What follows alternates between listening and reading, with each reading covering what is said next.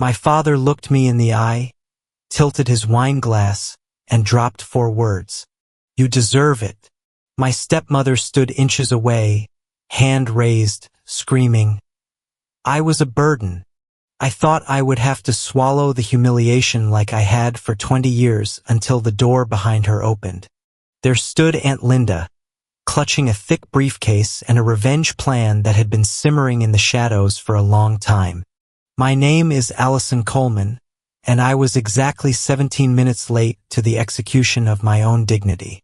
Technically, the invitation had called it my father's 60th birthday party.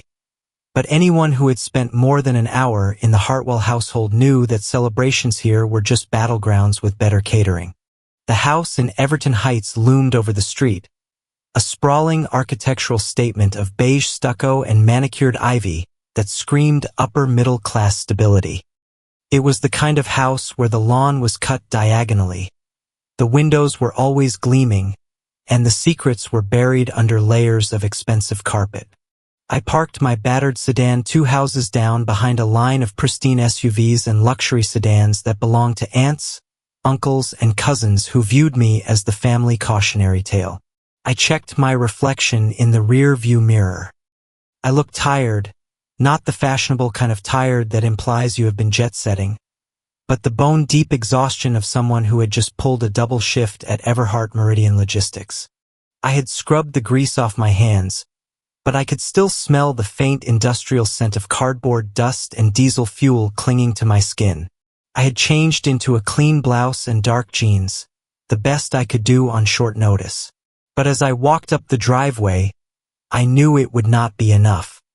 It was never enough. When I opened the front door, the warmth of the house hit me, carrying the smell of rosemary roasted lamb and expensive red wine. The laughter inside died down almost instantly. You made it! A voice sliced through the silence. Monica Hale, my stepmother, stood in the archway between the foyer and the living room. She was wearing a silk dress the color of crushed grapes, her hair coifted into a helmet of blonde perfection. She held a crystal wine glass by the stem, her manicured fingers tightening just slightly as she looked me up and down. Happy birthday to Dad, I said, keeping my voice level. I clutched the small gift bag in my hand. It was a watch, not a Rolex, but a decent Seiko I had saved for 2 months to buy. We started eating, Monica said, her voice loud enough for the entire living room to hear. We assumed you were not coming or that you were lost again. I had a shift, Monica. I told Dad I would be coming straight from the warehouse. She stepped closer, invading my personal space with a cloud of floral perfume that barely masked the scent of her 3rd glass of Chardonnay. She reached out and flicked the collar of my shirt. Everhart Meridian, that is the warehouse place. Isn't it moving boxes? Sup pain management? I corrected automatically, though I knew it did not matter. Right? She smirked, turning her back to me to address the room.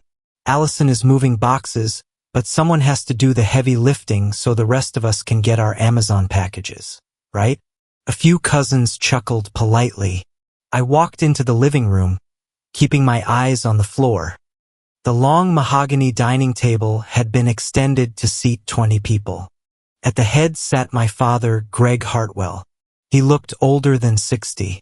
His face was puffy, his eyes watery behind his glasses. He was swirling his wine, staring into the crimson liquid as if looking for a way out. Hi, Dad, I said, stepping up to his chair. He looked up, offering me a weak, tight-lipped smile. Allison, good. You are here. That was it. No hug. No how are you? Just a factual acknowledgement of my presence. Beside him sat my step-siblings, Ethan and Grace. They were everything I was not. Ethan was in finance, wearing a suit that cost more than my car. Grace was finishing her master's degree in communications, looking radiant in pearls. They offered me pitying nods, the kind you give to a stray dog that wanders onto the porch. Grab a plate from the kitchen, Allison, Monica commanded, taking her seat next to Dad. Although the lamb is probably cold by now, if you had a job with normal hours, you could participate in family events properly. I walked to the sidebar, serving myself a small portion of potatoes and meat. Feeling the eyes of the room on my back, I took the only empty seat at the far end of the table, effectively in the kids section, though I was nearly 30 years old. For the next 20 minutes, I performed my usual disappearing act. I ate silently, kept my head down, and prayed for the cake to be cut so I could leave. But Monica was in rare form tonight. The wine had loosened her tongue, and having a captive audience seemed to thrill her. She started boasting about Ethan's promotion.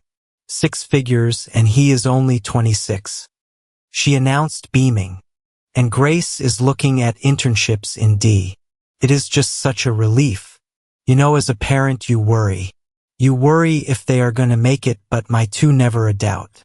Then the pivot. It was inevitable, like gravity. It is funny how children from the same house turn out so differently. Monica mused, her eyes locking onto me down the length of the table. Allison, are you still living in that apartment complex near the highway? The one with the broken gate? I put my fork down. It is affordable, Monica. And it is close to work. Affordable? She repeated, tasting the word like it was spoiled milk. You are nearly 30, Allison. You are working a manual labor job. You are single. You are wearing denim to a formal dinner. Do you not feel embarrassed? The room went dead silent. My Aunt Sarah looked uncomfortable and took a long sip of water. My father just kept staring at his wine glass. I am paying my own bills, I said, my voice shaking slightly. I am not asking anyone for anything. That is the bare minimum of being an adult. Monica snapped, her veneer of politeness cracking. You act like it is an achievement. Look at your brother. Look at your sister. They are building legacies. You are just existing. You are a weight, Allison. You have always been a weight. Even when you were little, you just took up space. I felt the old familiar heat rising in my chest. This was the dynamic. She pushed and I absorbed. I was the sponge for her misery. I think that is enough, Monica, I said quietly. It is Dad's birthday. Do not tell me what is enough. Her voice rose to a shout, startling Grace.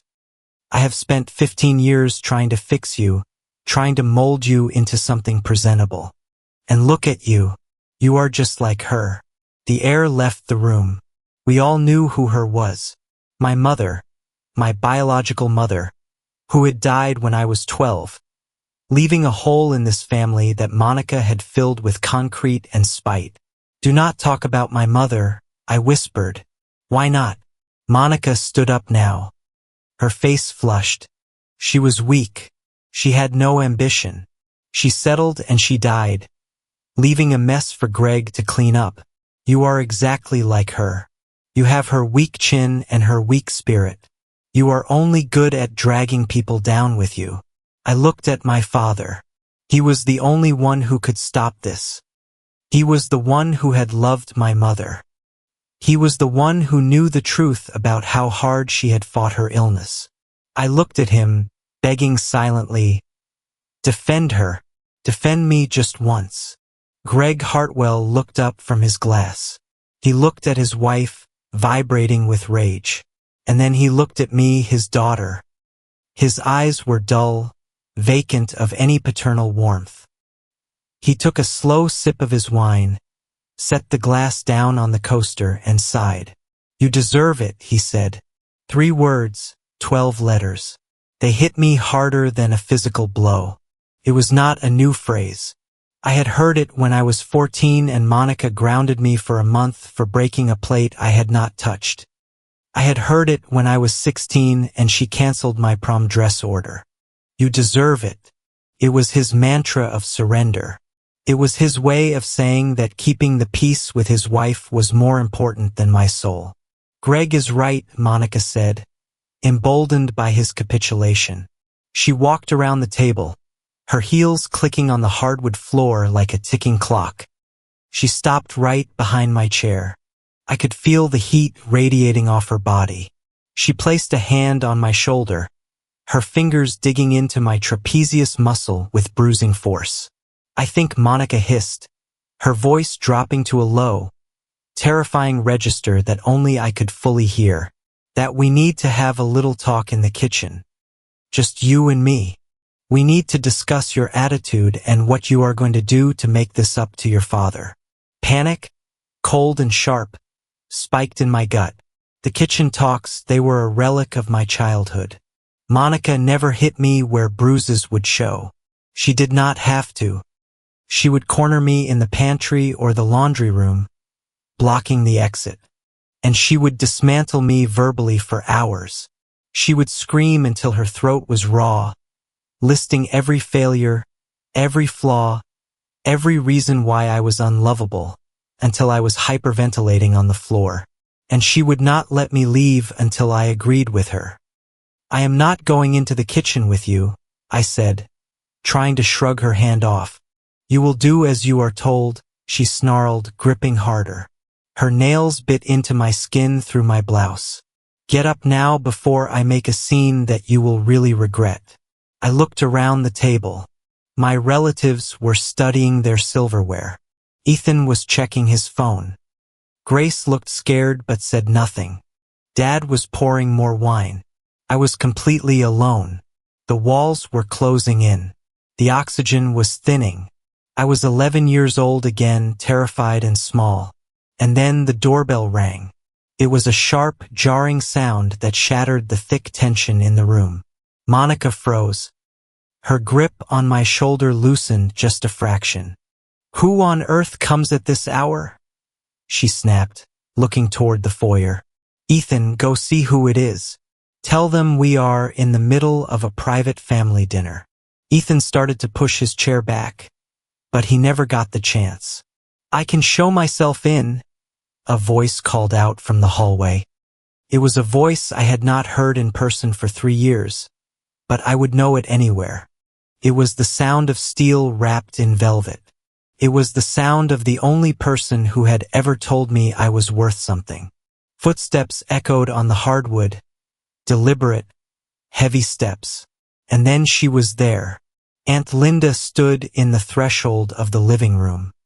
She was wearing a long charcoal wool trench coat that looked like armor. Her hair, once dark like my mother's, was now streaked with iron gray, pulled back in a severe bun. But her eyes were exactly the same, sharp, intelligent, and currently burning with a cold fire that could freeze hell over. She did not look at the guests. She did not look at Dad.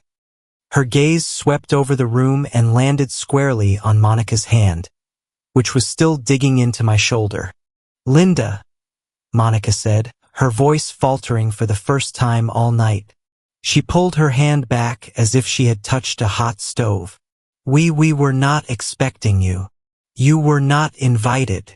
I noticed, Aunt Linda said calmly. She stepped fully into the light. That was when I saw it in her right hand. She gripped a battered brown leather briefcase. I knew that briefcase. It was the one she used to carry when she was a practicing paralegal. Years ago, before she retired to care for her husband. It was the briefcase she used to bring over when she helped Mom with paperwork. Linda walked toward the table, her eyes locking with mine. There was no soft ant-like greeting in her expression. There was no pity. She looked like a soldier arriving at the front line. Hello, Allison, she said. Aunt Linda, I breathed out. She shifted her gaze to my father, who had gone pale. She lifted the heavy briefcase and set it down on the pristine mahogany table with a heavy, ominous thud that rattled the silverware. The sound echoed like a gavel striking a judge's bench. I looked at the worn leather, the brass buckles tarnished with age, and a chill went down my spine that had nothing to do with the temperature of the room. I had prayed for rescue. Yes. But looking at Aunt Linda's face and the deadly weight of that bag, I realized she hadn't come here to make peace. She hadn't come to negotiate a truce or ask for better treatment for me. She had come to burn the house down. The thud of Aunt Linda's briefcase against the mahogany table sent a vibration through the wood that traveled up my arms. And for a terrifying second, I was not 30 years old in a mansion in Everton Heights. I was 12 years old again, standing in the hallway of our old house in Maple Bridge, listening to the sound of my own life fracturing into pieces. Memory is a funny thing. People tell you to cherish your childhood, to look back on it as a golden age, but my memory is a minefield. I step carefully, but eventually something always explodes. It started in the silence after my mother died. The house in Maplebridge, which had always smelled of vanilla candles and sounded like Madone records playing on Saturdays, turned into a tomb. My father, Greg, stopped being a person and became a ghost haunting his own armchair. He sat in the dark for hours, staring at walls, forgetting to eat, forgetting to pay bills, forgetting he had a daughter who was drowning just as fast as he was. That was when Monica arrived. She did not storm in like a villain from a fairy tale. She trickled in like water under a doorframe. She was a friend of a friend, a kind soul from the church group my father never attended, but whose casseroles he accepted. First, she was a miracle. She brought lasagna. She opened the curtains. She did the laundry that had been piling up for 3 weeks. She looked at me with wide, sympathetic eyes and told me I was such a brave little soldier. I am going to love you like my own, she had whispered to me one afternoon while braiding my hair. We are going to fix this house up. We are going to be happy again. I was 12. I was starving for a mother. So I swallowed the hook, the line, and the sinker. The change was so subtle that I did not notice the water heating up until I was already boiling. It started with constructive criticism. Monica would smile, that tight, pained smile of hers, and say, "Oh, honey, do not sit like that. It makes you look thick around the middle." Or she would go through my closet, clicking her tongue and say, "This is why the other kids do not sit with you. Allison, these clothes scream nobody. Let's put these in the donation pile. I am only doing this because I want you to be better." It was always for my own good. That was the shield she hid behind. By the time I was 13, the house was spotless. Dinner was always at 6 o'clock sharp, and I was walking on eggshells so thin they were practically dust. The abuse was never physical. Monica was too smart for that. She knew that bruises fade, but words fester. She weaponized the mundane. If I forgot to squeegee the shower door, or if I left a cup on the coffee table, she would not yell. Yelling would have been easier. Yelling implies passion. Instead, she would get very quiet. She would herd me into the kitchen and close the door. I came to dread the sound of that latch clicking shut more than anything in the world. She would sit me down on a stool and stand over me, her voice low and steady, dissecting my character for hours. "You are so selfish, Allison," she would say, pacing back and forth. "Your father works himself to the bone, and you cannot even remember to load the dishwasher correctly. Do you want him to have a heart attack? Is that it? Are you trying to kill him like you killed your mother's spirit?" I would cry, of course. I would sob and apologize, begging her to stop. Stop with the crocodile tears. She would hiss, "You are manipulative. You think crying will get you out of being responsible. You are a black hole, Allison. You just take and take and take." At first, my father tried to intervene. I remember one evening when I was 14. He opened the kitchen door while Monica was midway through a lecture about my ungratefulness regarding a pair of shoes she had bought me. Shoes I hadn't asked for and didn't fit. "Monica, honey, take it easy," Dad said, looking weary. "She is just a kid." Monica had whipped around her face a mask of tragic martyrdom. "I am trying to raise her. Greg, someone has to. You are too busy mourning to see that she is turning into a delinquent." Do you want her to end up on the streets? Because that is where lazy girls end up. I am the only one here who cares enough to discipline her. She made him feel guilty for his grief. She made him feel like his lack of involvement was the reason I was flawed, and that she was the saint taking on the burden of correcting me. Slowly, Dad retreated. He stopped opening the kitchen door. He started turning up the volume on the television when the lectures began. The turning point came when I was 15. I had stayed after school for art club, missing the bus, and had to walk home. I arrived 20 minutes late for chores. Monica was waiting. The kitchen talk that night lasted 3 hours. By the end of it, I was hyperventilating, curled in a ball on the linoleum floor, feeling like the most worthless creature on the planet. I crawled out of the kitchen and found my father in the living room drinking a scotch. Dad? I choked out. Please tell her to stop. I cannot take it. He looked at me. He did not see his daughter. He saw a problem. He saw the source of the noise that was disrupting his fragile peace. He saw the friction in his marriage. He took a sip of his drink and looked back at the television. You need to listen to her, Allison. She is just trying to help you grow up if you did not provoke her. She wouldn't get upset. You deserve it. You deserve it. It was the first time he said it. It broke something inside me that never quite healed. It was the moment I realized I was entirely alone. Then came the invasion. Monica's children, Ethan and Grace, moved in shortly after my 15th birthday. They were a year younger and a year older than me, respectively. They were blonde, athletic, and possessed the easy confidence of children who had never been told they were a waste of space. The house became a theater of comparison. The refrigerator door became a shrine to their achievements. Ethan's honor roll certificate, Grace's debate club trophy, pictures of them at tennis camp. My side of the fridge was blank. It was not that I did not have achievements. I had straight A's in English. I had won a small poetry contest, but when I brought them home, Monica would glance at them and say, "Well, at least you are not causing trouble today. Put it in your room so it does not clutter the counter." Ethan and Grace were not evil, at least not initially. They were just observant.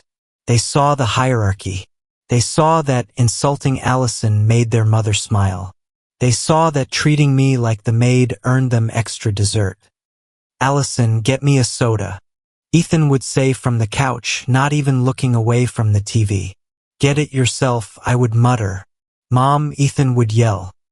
Allison is being A, and Monica would swoop in, and I would be back in the kitchen listening to how I was jealous of my siblings and how ugly envy looked on me.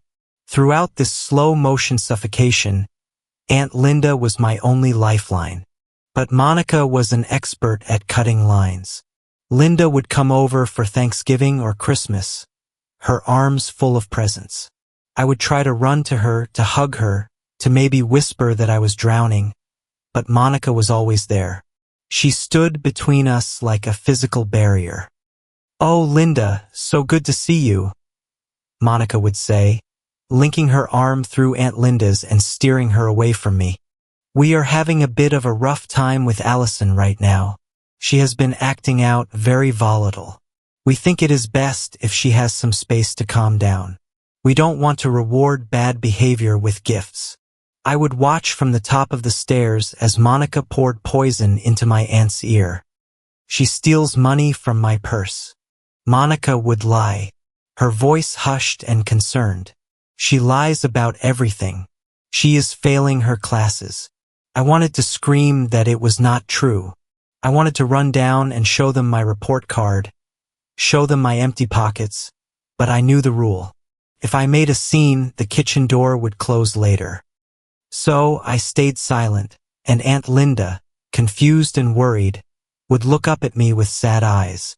She tried to reach out, but every phone call was intercepted. "Allison is in the shower," Monica would say. "Allison is doing homework. Allison said she does not want to talk to you right now." The final nail in the coffin of my childhood happened when I was 16. It was a Tuesday night. I had woken up thirsty and crept downstairs for a glass of water. The door to the study was cracked open and voices drifted out. "I am tired of it, Monica." My father's voice was slurred with exhaustion. "She walks around like a ghost. She does not speak. It is weird. She is not just weird, Greg. She is dangerous." Monica's voice was sharp, insistent. "If you do not let me discipline her, if you do not let me break that stubborn streak, she is going to ruin your life. She is exactly like her mother." I froze. My hand hovered over the banister. "Don't say that," Dad mumbled, but there was no fire in it. "It is the truth," Monica insisted. "Your late wife was weak.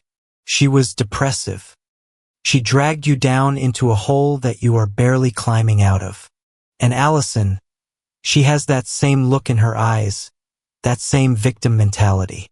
She wants you to feel sorry for her. She wants to drag you back down. I am the one saving you, Greg. I am the one keeping this family afloat. You have to trust me. When I am hard on her, it is because I am trying to scrub that woman out of her before it is too late." There was a long silence. I held my breath, praying for him to stand up, praying for him to say that he loved my mother, that he loved me. Fine, Deadzeit. "Do what you have to do. Just keep it quiet. I have a headache." I crept back upstairs, my thirst forgotten. I went into my room and climbed into the closet, burying myself under a pile of winter coats. I had a notebook in there, a cheap composition book I had stolen from a school supply pile. I wrote by the light of a flashlight. I wrote down what they said. I wrote down the truth because I knew if I didn't, they would eventually gaslight me into believing I was the monster they claimed I was.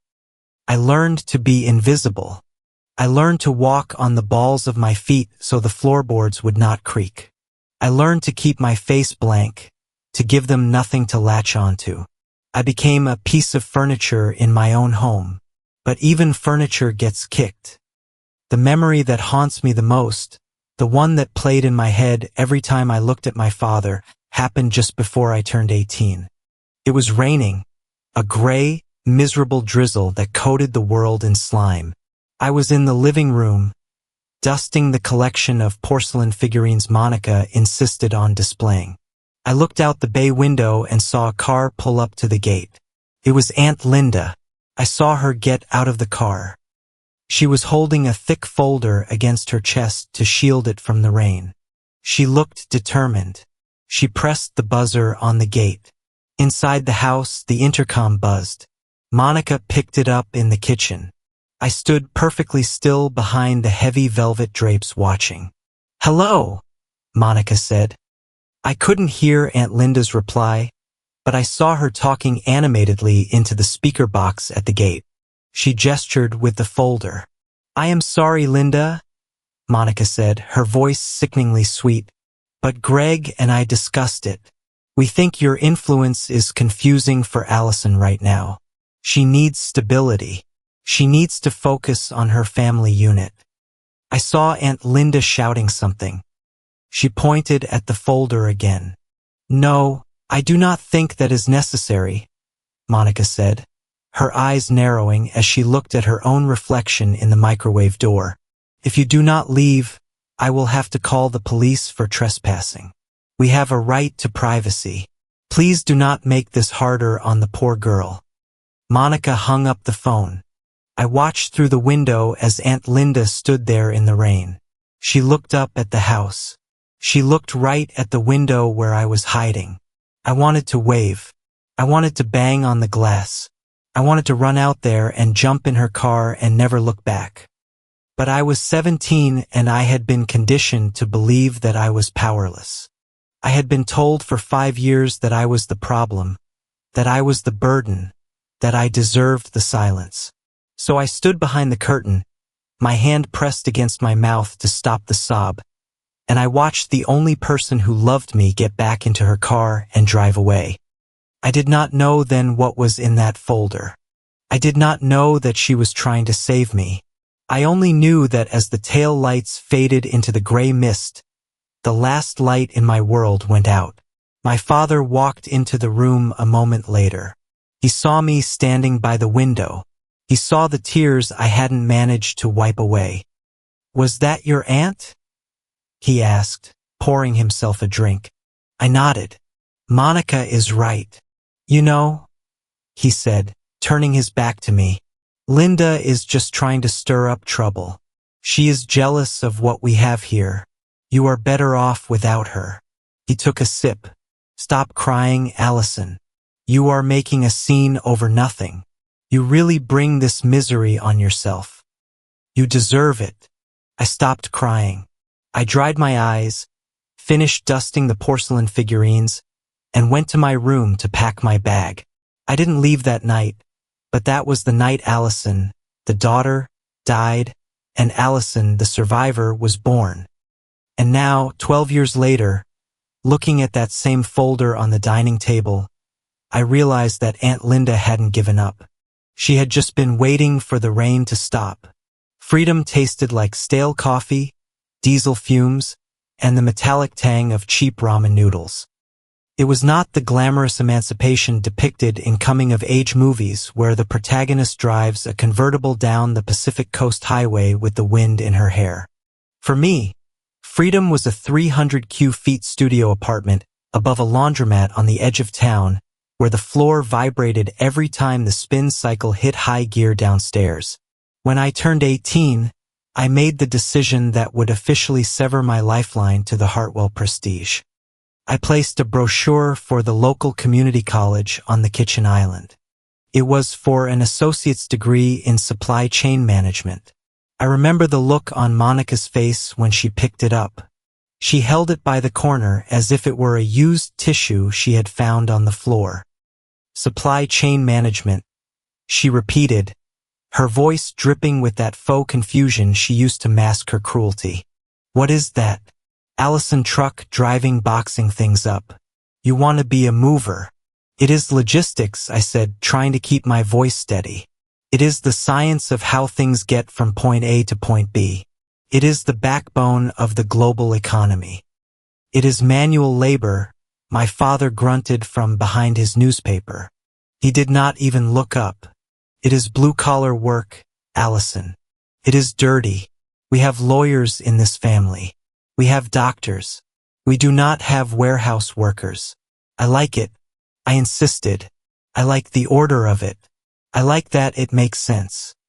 "Of course you like it," Monica sighed, tossing the brochure back onto the counter. "It is simple. It fits you, but do not expect us to pay for it. If you want to go to a real university, study something respectable like Ethan is doing. We can talk, but I am not pouring family money into a trade school so you can learn how to drive a forklift." "I will pay for it myself," I said, and I did. I walked into the financial aid office the next day and signed my name on a stack of loan documents that felt heavier than lead.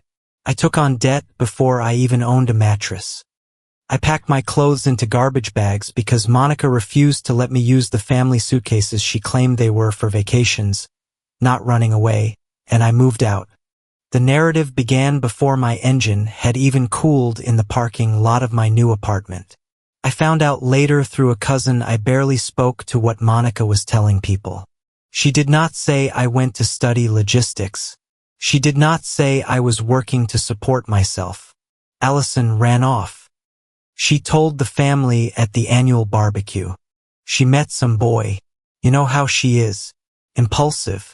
She just wants to live fast. We are heartbroken. But what can you do? We tried to give her structure. My father played his part perfectly. Whenever someone asked about me, he would just shake his head, look at the ground, and say, "She does not listen. Life will have to teach her the lessons I could not. She has to learn the hard way." The hard way was exactly how I learned, but not the lessons they thought. I got a job at Everhart Meridian Logistics, working the graveyard shift. My life became a blur of grayscale.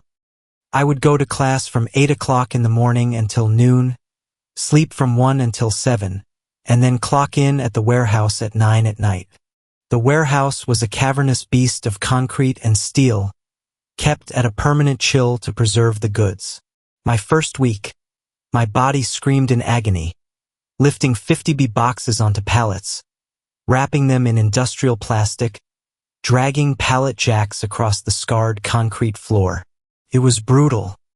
My hands, which used to be soft, developed calluses that snagged on my clothes. My back ached with a dull, throbbing rhythm that matched my heartbeat. But there was a strange, intoxicating purity to the work. In the warehouse, there were no passive-aggressive comments. There were no shifting goalposts. If you moved the box, the job was done. If the truck was loaded, you succeeded. The scanner beeped green for good, red for bad. It was binary. It was honest. For the first time in my life, the rules did not change just to make me fail.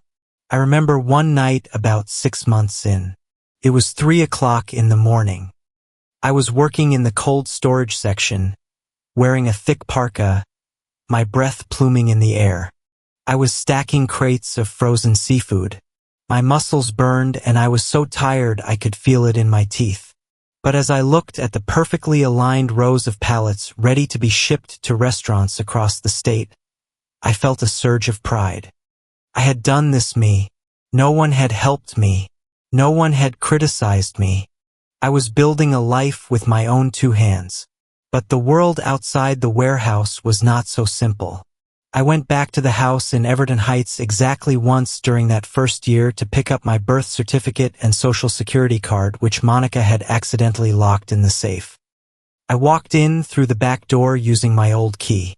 The house smelled of lavender and expensive cleaning products, a stark contrast to the scent of cardboard and sweat that now clung to me. I heard voices in the living room. Monica was hosting her book club. "Oh, we are so worried about her," I heard Monica say. Her voice was hushed, theatrical. She dropped out. Couldn't handle the pressure of college. Now she's working in some warehouse. It is tragic, really, but honestly, I saw it coming.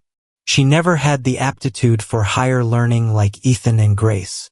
I froze in the hallway, dropped out. I had a 3.8 GPA. I was on the dean's list at the community college.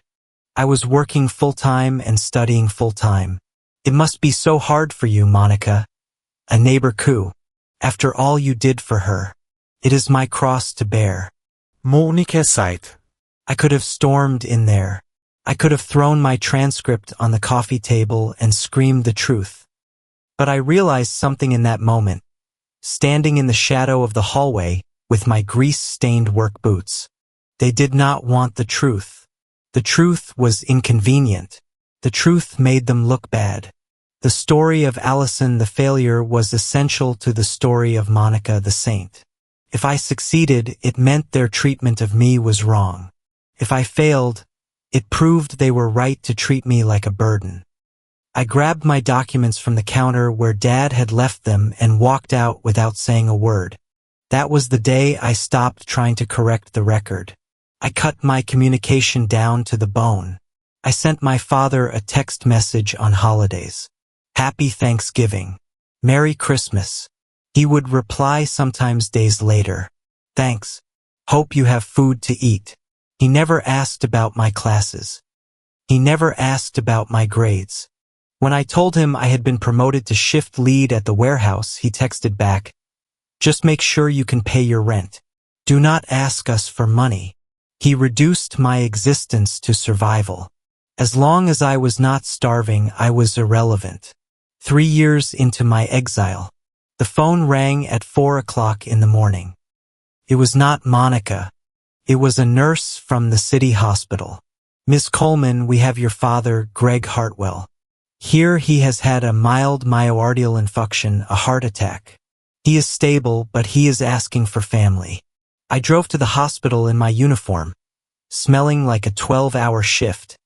When I got there, Monica was already holding court in the waiting room, looking impeccably distressed in a cashmere cardigan. Ethan and Grace were there, looking sleepy and annoyed. "What are you doing here?" Monica asked when she saw me.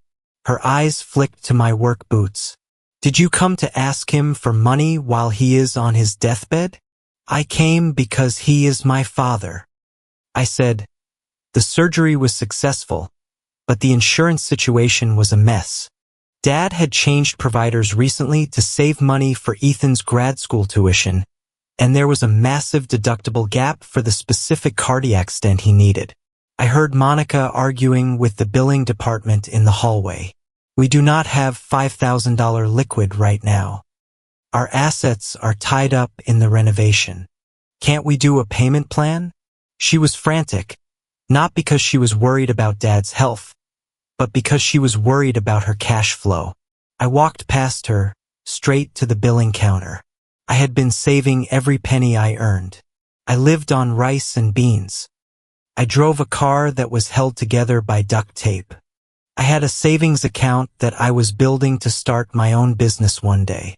"I will pay it," I told the clerk. Monica stopped shouting. She turned and looked at me, her mouth slightly open. "You," she scoffed. With what loose change from the vending machine, I pulled out my debit card. It was the money I had saved for my final semester of tuition. Paying it meant I would have to take a semester off. It meant 6 more months of grinding in the cold storage before I could get my degree. "Run it," I told the clerk when the transaction cleared. Monica did not say thank you. She did not look relieved. She looked angry. She looked at me with suspicion as if I had stolen the money. "Well," she sniffed, adjusting her cardigan. "It is the least you could do. After all the years we housed you and fed you, it is your duty." I went into my father's room. He was awake, groggy from the anesthesia. "Monica says the bill is taken care of," he whispered. "Yeah, Dad. It is handled." "Good," he closed his eyes. Monica is a wizard with money. I knew she would figure it out. He thought Monica had paid it and Monica was not going to correct him. I stood by his bedside watching the monitor beep. I could have corrected him. I could have told him that his failure daughter just sacrificed her degree timeline to save his credit score. But I looked at his weak, pale face, and I realized he needed the lie. He needed to believe Monica was the savior and I was the screw-up. Because if he admitted the truth, he would have to admit that he had bet on the wrong horse for 20 years.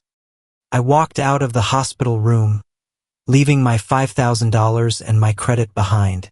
That was the moment the cement dried in the eyes of my family. The portrait was finished and framed.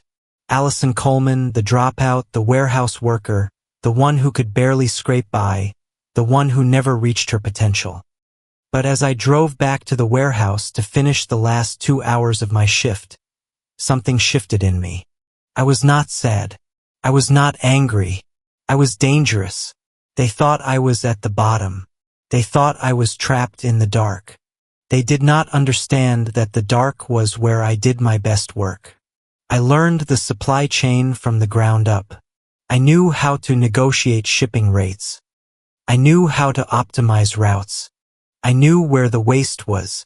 I was not just moving boxes anymore. I was studying the architecture of commerce. I pulled my truck up to the loading dock. As the sun was beginning to crack the horizon, painting the sky in bruises of purple and orange, I stepped out, my boots crunching on the gravel. I was exhausted. My bank account was empty. My family despised me, but I was free. I walked to the back of the delivery truck, grabbed the heavy steel handle of the roll-up door, and yanked it down with a crash that echoed like a gunshot in the quiet morning air. I wiped the sweat from my forehead with the back of my sleeve. Let them think I am a failure, I thought. A cold smile touching my lips for the first time in years. Let them think I am invisible. It is so much easier to dig a grave for your enemies when they do not even know you are holding a shovel. I was done trying to be their daughter. It was time to become their creditor, and the interest rate was going to be exorbitant. It was a Tuesday night in November, The kind of evening where the rain in the industrial district felt less like water and more like liquid grit.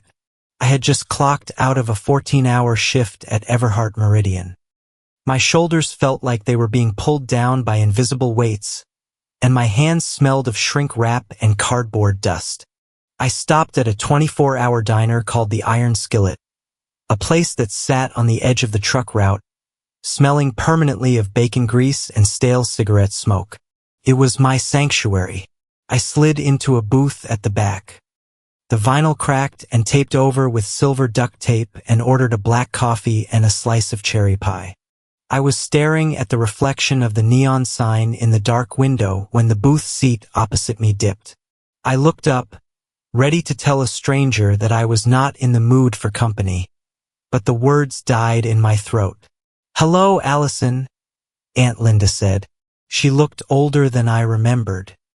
The gray in her hair had conquered the black, and there were fine lines around her eyes that spoke of sleepless nights.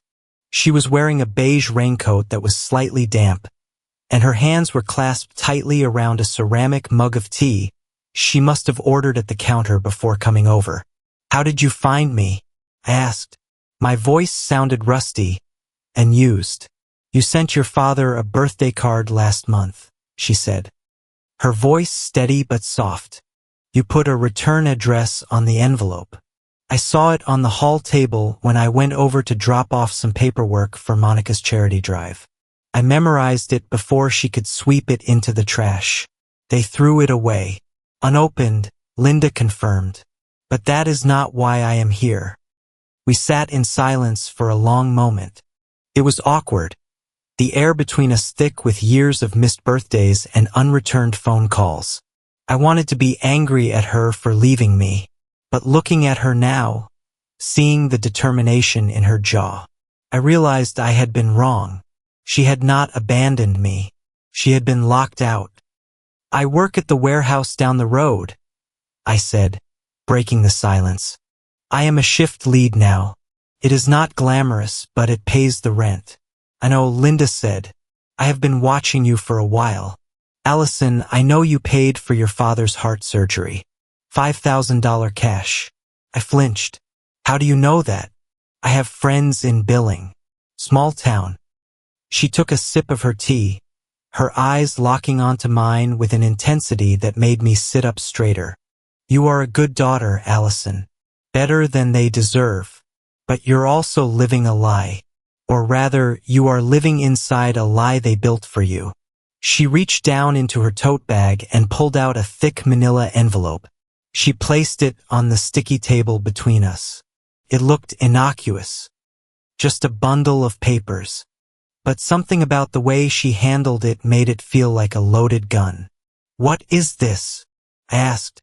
"Your mother was not poor, Allison," Linda began, her voice lowering to a conspiratorial whisper.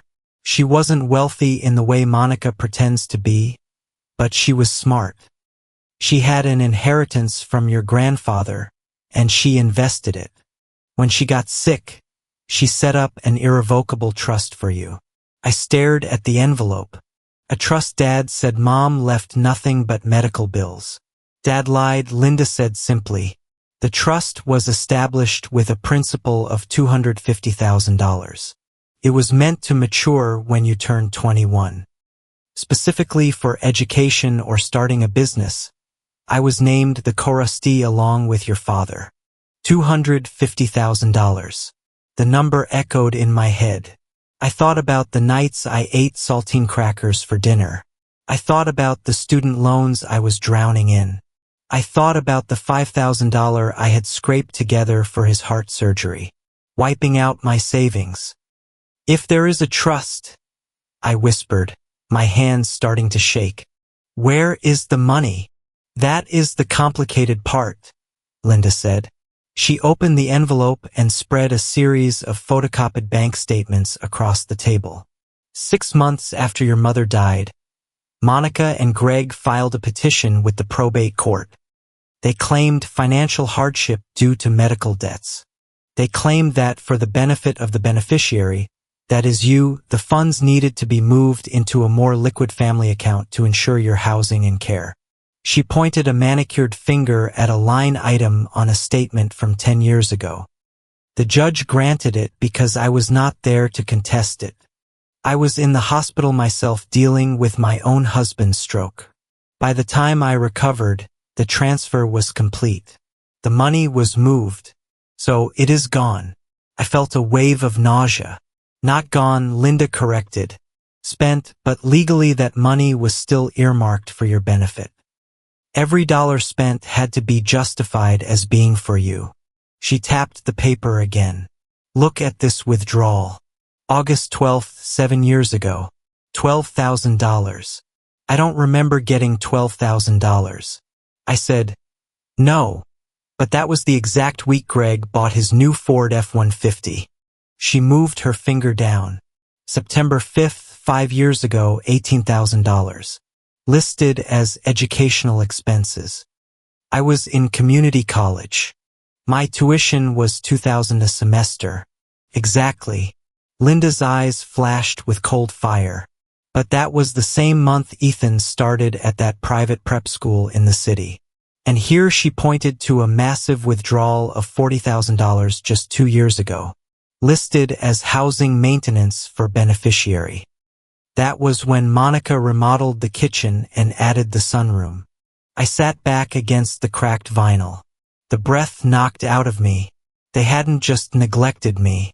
They hadn't just kicked me out.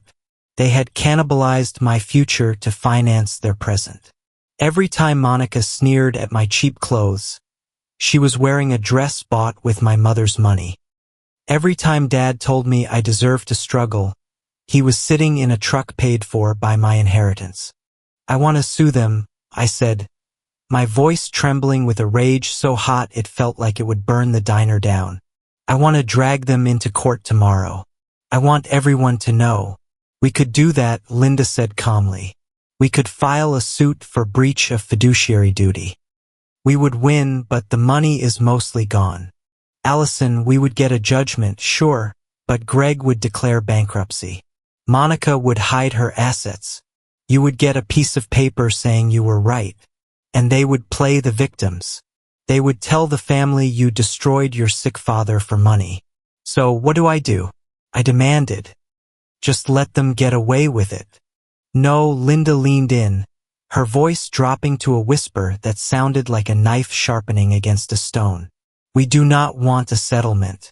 We want total destruction. We want to take back everything they stole. And we want to leave them with nothing but their lies. She pushed a second stack of papers toward me. These were not bank statements. They were prints of emails, screenshots of Monica's Facebook posts, and copies of receipts. I have been compiling this for years. Linda said, I have every time Monica bragged about a vacation on the same day a withdrawal was made. I have emails where Greg admits to using the fund to pay off his gambling debts. I have the paper trail, but to make it stick to really trap them. We need time. We need them to feel safe. What are you proposing? We play the long game. Linda said, you stay at the warehouse. You keep letting them think you are a failure. You let them believe you are destitute because as long as they think you are powerless, they will be sloppy. They will keep dipping into what is left of the fund, and there is about $40,000 left to pay for their lifestyle. And while they do that, you are going to build something real. Build what? A logistics company. Linda said, I did my research. You are good at what you do. Allison, you run that warehouse floor better than men with MBAs. You understand the supply chain. You know the margins. She slid a check across the table. It was a cashier's check for $50,000. This is my retirement savings. Linda said, it is everything I have. I am investing it in you not as a gift, as a partner. I looked at the check then at her. Linda, I cannot take this. If I lose it, you won't lose it, she said firmly. Because you are your mother's daughter and because you are angry. Anger is a fantastic fuel. Allison, if you put it in an engine instead of setting yourself on fire that night, Under the flickering fluorescent lights of the iron skillet, we drafted the business plan. It wasn't written on a napkin. It was written on the back of legal pads Linda had brought. The plan was simple but ruthless. I would continue to work at Everhart Meridian to maintain my cover and my connections. In the evenings and on weekends, I would build Northline Harbor solutions. I would target the clients that the big giants ignored: the boutique hotels, the mid-sized restaurant chains, the wedding venues that needed precise, reliable delivery, but were too small for the massive freight companies to care about. "I will teach you the legal side," Linda said, taking notes in her neat, cramped handwriting. "Contracts, liability, how to structure a shell company so your name does not appear on public records immediately. We will register the LLC in a neighboring state. I will be the registered agent. And the family I asked, you feed the beast." Linda said, "You call your father. You ask him for help knowing he will say no. You let Monica see you wearing worn-out shoes. You let them gloat. Every time they treat you like dirt. You write it down. You add it to the file. For the next 3 years, that is exactly what I did. I became a ghost in my own life.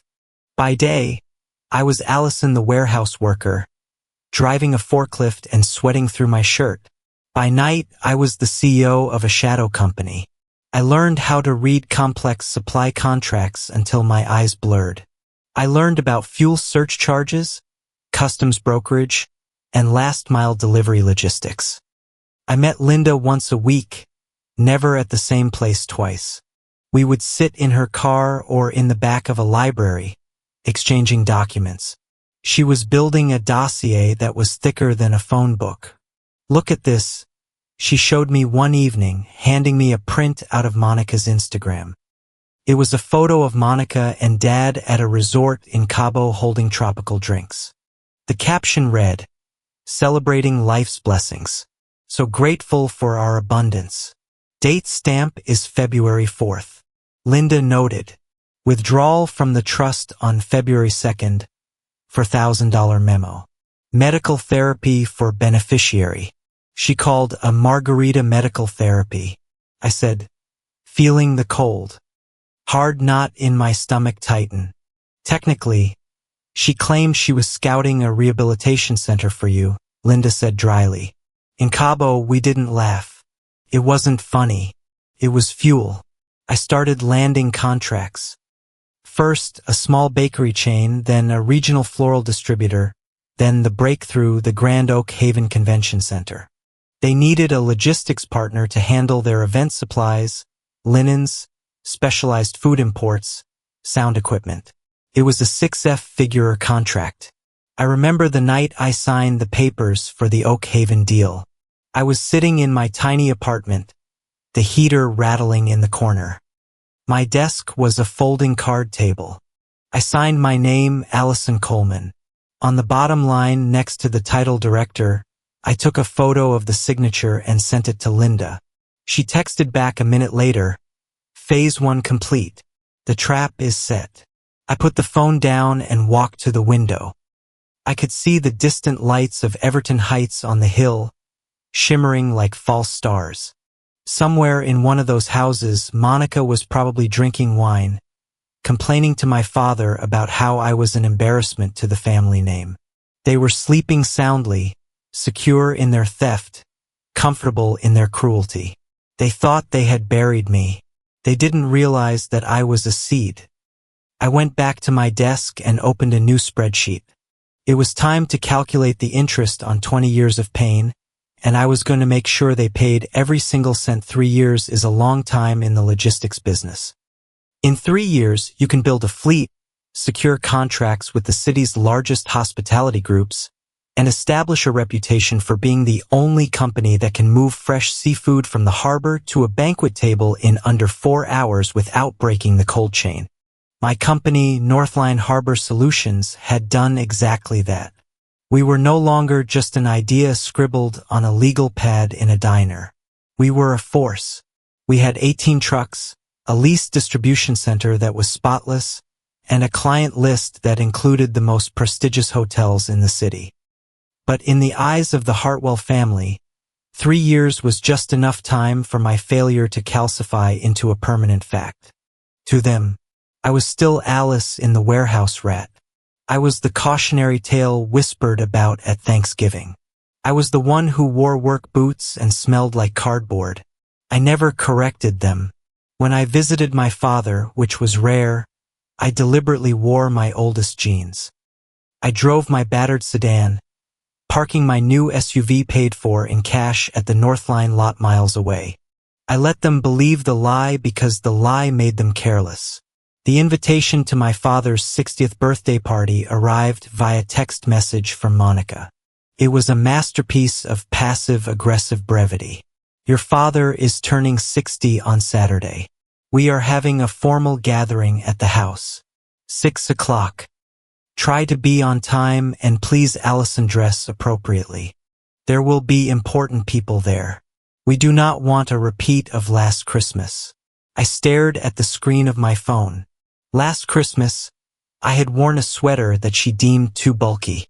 I was sitting in my office at Northline when the text came through. My office had glass walls overlooking the warehouse floor where my team was sorting a shipment of high-end linens for a wedding expo.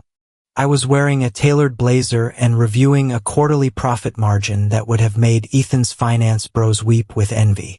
Bad news, my operations manager. A sharp woman named Sarah asked from the doorway. Just a summon to court, I said, flipping the phone over. My father's birthday. Are you going? I have to, I said. I think this is the end of the line, Sarah. I think we are finally ready to close the account. I didn't explain what I meant, but the cold pit in my stomach told me I was right.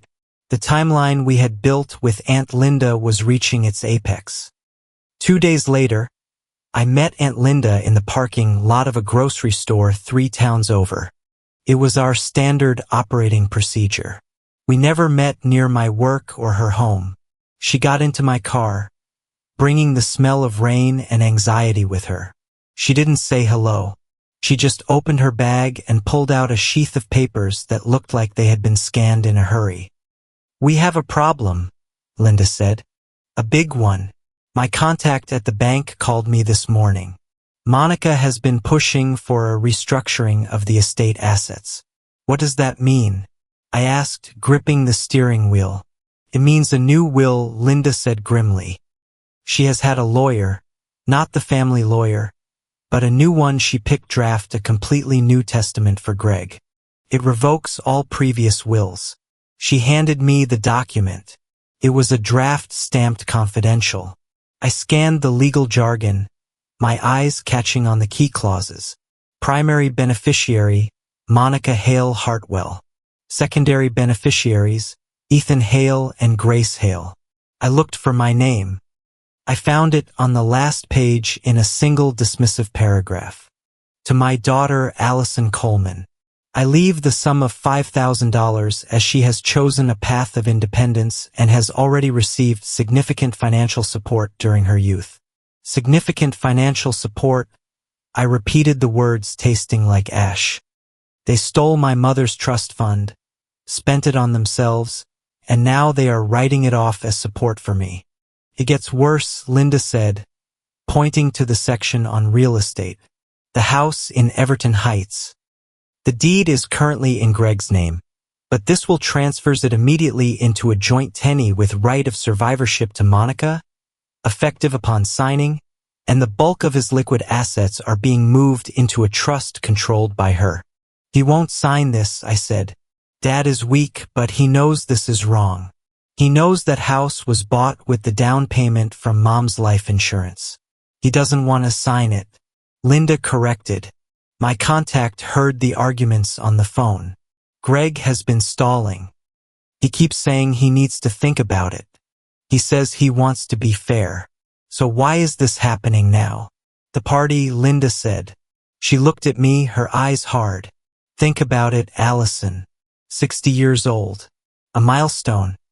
The house will be full of his friends, his business partners, his neighbors, everyone drinking, toasting to his success, to his beautiful family. Monica is going to corner him. She's going to present it as a housekeeping matter, something to get done so they can enjoy the next chapter of their lives. She will use the pressure of the audience.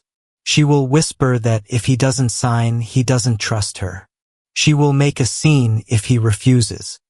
And Greg, he would rather cut off his own hand than cause a scene in front of guests. I felt a cold fury rising in my chest. It was a trap, a public execution of my inheritance, disguised as a celebration. She is gonna lock me out forever, I said. Once he signs that, the theft is buried. The narrative is sealed. Not if we stop it, Linda said.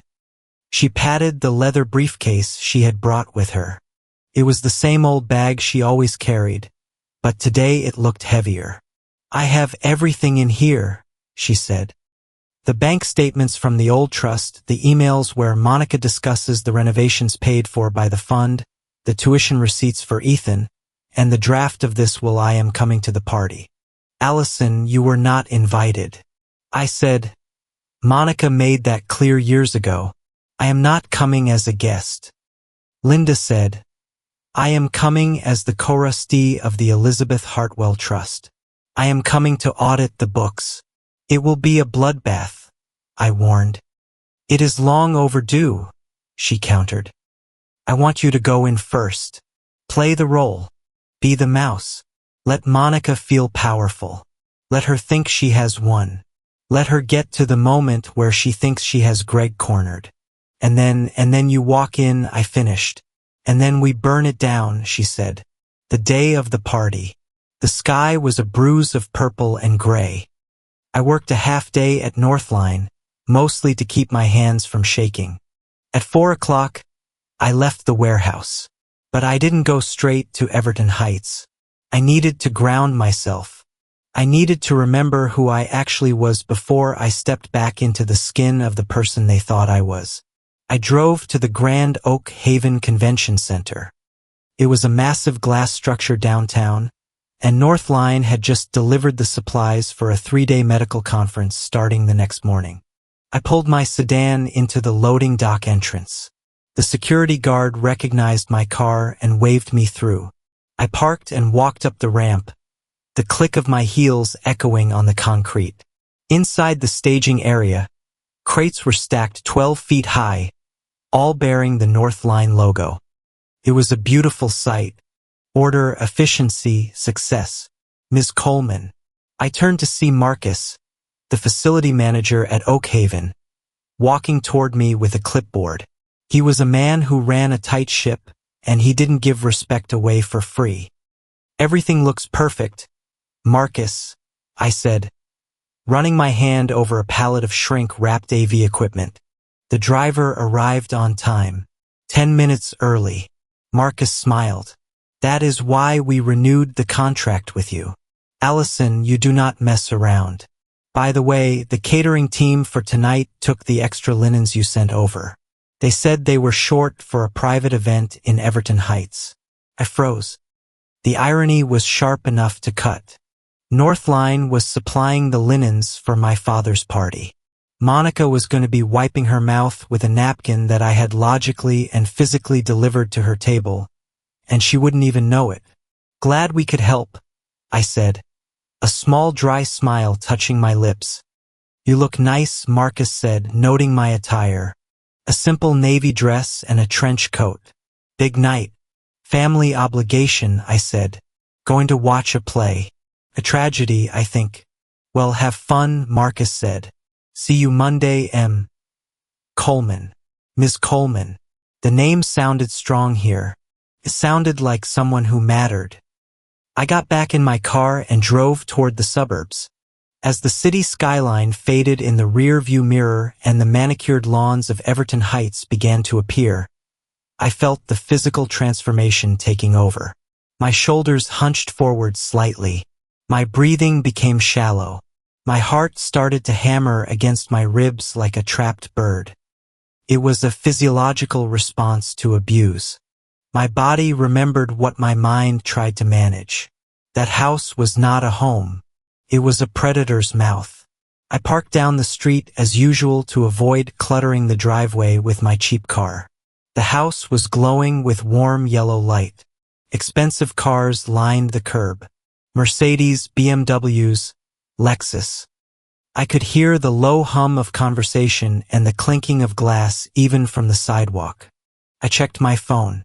One message from Aunt Linda. I am in position. Go. I didn't know where she was. The plan was for her to enter through the back. Perhaps through the garden entrance that led to the kitchen to catch them off guard. But I had to go through the front. I had to be the distraction. I walked up the long driveway. The wind bit at my exposed legs. I clutched my purse tightly, my knuckles white. Inside that purse was a small voice recorder already turned on. I reached the massive oak front door. I could see shadows moving behind the frosted glass. I could hear Monica's laugh, that high tinkling sound that sounded like breaking glass. I took a deep breath, trying to fill my lungs with the cold air of the person I was at Northline, trying to suffocate the terrified child inside me. You deserve it. My father's voice echoed in my memory. No, I thought, reaching for the doorbell. Not anymore. I pressed the button. The chime rang out. Deep and melodious. I stood there, waiting for the door to open, waiting to step onto the stage for one last performance. Completely unaware that behind the house, in the shadows of the garden, the cavalry had already arrived. The moment I crossed the threshold into the foyer, the air pressure in the room seemed to drop. The ambient noise of 40 people drinking expensive wine and laughing at mediocre jokes did not stop, but it shifted. It became a low, vibrating hum of observation. I stood there in my navy dress and trench coat, clutching my purse like a shield. My father, Greg, was holding court near the fireplace, a glass of scotch in his hand, looking flushed and falsely jovial. But it was Monica who commanded the room. She was wearing a floor-length gown of emerald velvet that shimmered under the crystal chandelier. It was a dress that said she was not just the hostess, she was the queen, and this house in Everton Heights was her fortress. Allison. Monica's voice cut through the chatter, high and sharp like a breaking violin string. She glided toward me, her smile fixed in place like it had been stapled there. You made it. And look at you. You look comfortable. She said the word comfortable the way one might describe a pair of orthopedic shoes. Happy birthday to Dad, I said, stepping further into the room. Monica placed a hand on my arm, her nails digging in slightly through the fabric of my coat. She turned me toward a group of guests, Uncle Ted, Aunt Sarah, and a few of Dad's business partners from the Rotary Club. Everyone, you remember Greg's daughter, Allison? Monica announced, her voice pitched perfectly for public consumption. She took time off from her shift to be here. Allison is working in a warehouse now. Everhart Meridian. Very physical work. Uncle Ted nodded sagely, swirling his drink. Hard work builds character. Good for you, Allison. Exactly. Monica beamed, patting my shoulder with a condensing rhythm. We always said Allison was more hands-on. Not everyone is cut out for the pressure of corporate life or academics. She is very happy with her simple life. Aren't you, dear? It is good to know your limits. I felt the heat rise up my neck, but I forced my face to remain blank. This was the narrative. I was the simpleton, the one with the strong back and the weak mind. I am doing well, Monica, I said quietly. The logistics industry is fascinating. Oh, logistics, Monica laughed, waving her hand as if swatting away a fly. She calls stacking boxes logistics. It is adorable, but really we are just glad she is paying her own rent. Independence is the goal, right? She steered me toward the dining room before I could respond. The table was set with the good china, the Wedgwood set that had belonged to my mother, though Monica claimed she bought it at an estate sale. My step-siblings, Ethan and Grace, were already seated. They looked like they had been cut out of a catalog for aspiring yuppies. Ethan was wearing a tailored suit and checking his smartwatch every 30 seconds.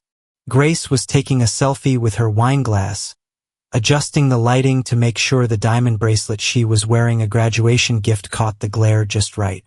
"Hey Allison," Ethan said without looking up. "Mom said you are driving a forklift now. That is wild. Do you have to wear a hard hat? It is a safety requirement in certain zones," I said, taking my seat at the far end of the table. "I could never," Grace shuddered, finally putting her phone down. "I need air conditioning. My skin would just die in a warehouse, but I guess you are used to it." The dinner was a masterclass in exclusion. As the courses were served roasted duck and truffle mashed potatoes, the conversation flowed around me like a river around a stone. Monica led the discussion, expertly steering every topic back to the successes of her biological children or her own contributions to my father's life. "We are so proud of Ethan," Monica announced, clinking her spoon against her glass. "He just closed his first portfolio deal, and Grace is spearheading a new social media campaign for a tech startup. It is amazing to see them flying so high. And Greg," she turned to my father, placing her hand over his, "we are making such great strides with the new real estate investment. I have been helping him review the contracts. It is so important to have a partner who understands the fine print." My father smiled weakly. He looked tired. "Monica has a good head for business," he mumbled. "We are thinking of doing a European river cruise next summer." Monica continued, looking around the table for approval. "To celebrate the new property acquisition, Italy, maybe France. The kids have been begging to go back to Paris." "I was in Paris last year," I said. The words slipped out before I could stop them.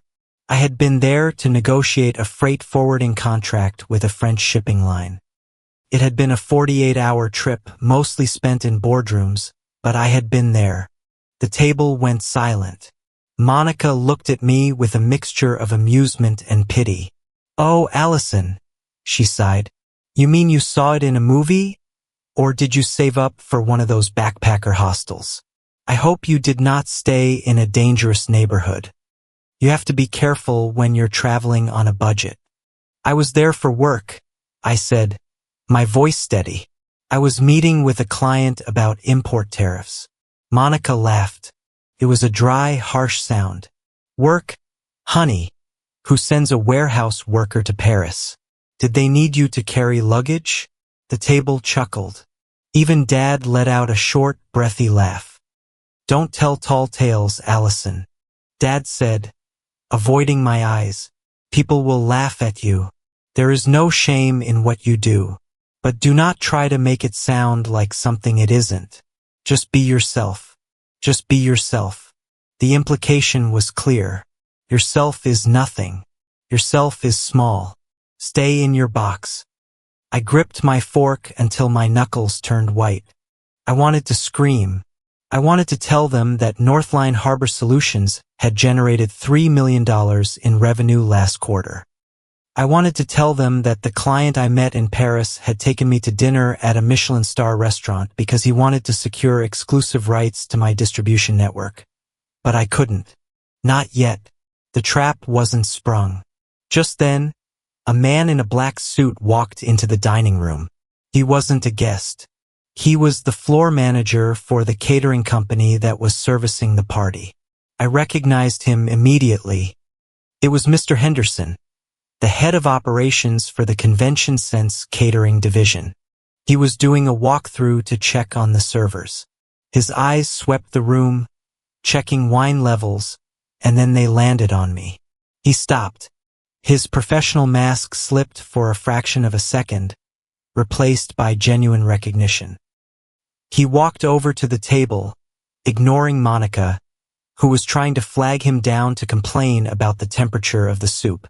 He stopped right behind my chair.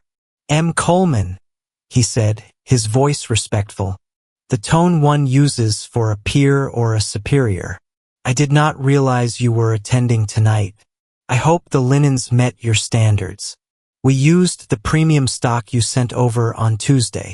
The silence at the table was absolute. I looked up at him and gave a small polite nod.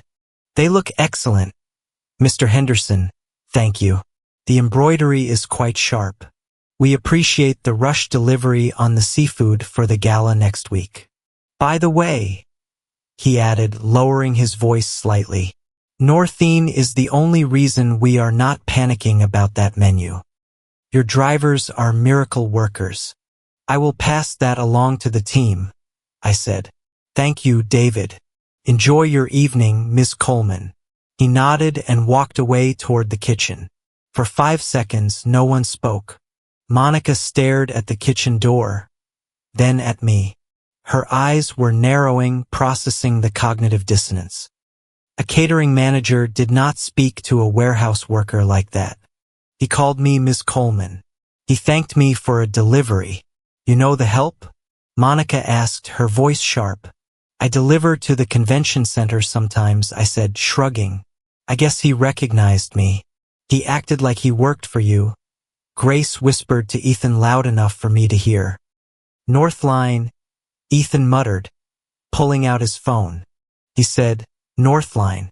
Is that the name of the warehouse? It is the logistics company, I said, taking a sip of water. The one I work for. I am going to look it up, Ethan said, tapping on his screen. I want to see what kind of warehouse sends people to Paris. My heart hammered against my ribs. If he found the website, if he clicked on the About Us page, he would see my face. He would see Allison Coleman, founder and CEO.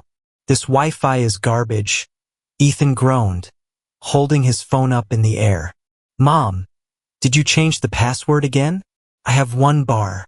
The router is in the basement. Monica snapped, her eyes still fixed on me. Stop playing on your phone at the dinner table.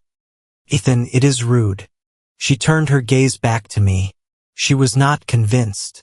I could see the wheels turning behind her eyes. She sensed a threat, but she couldn't identify it. It was like a predator smelling blood, but not seeing the wound.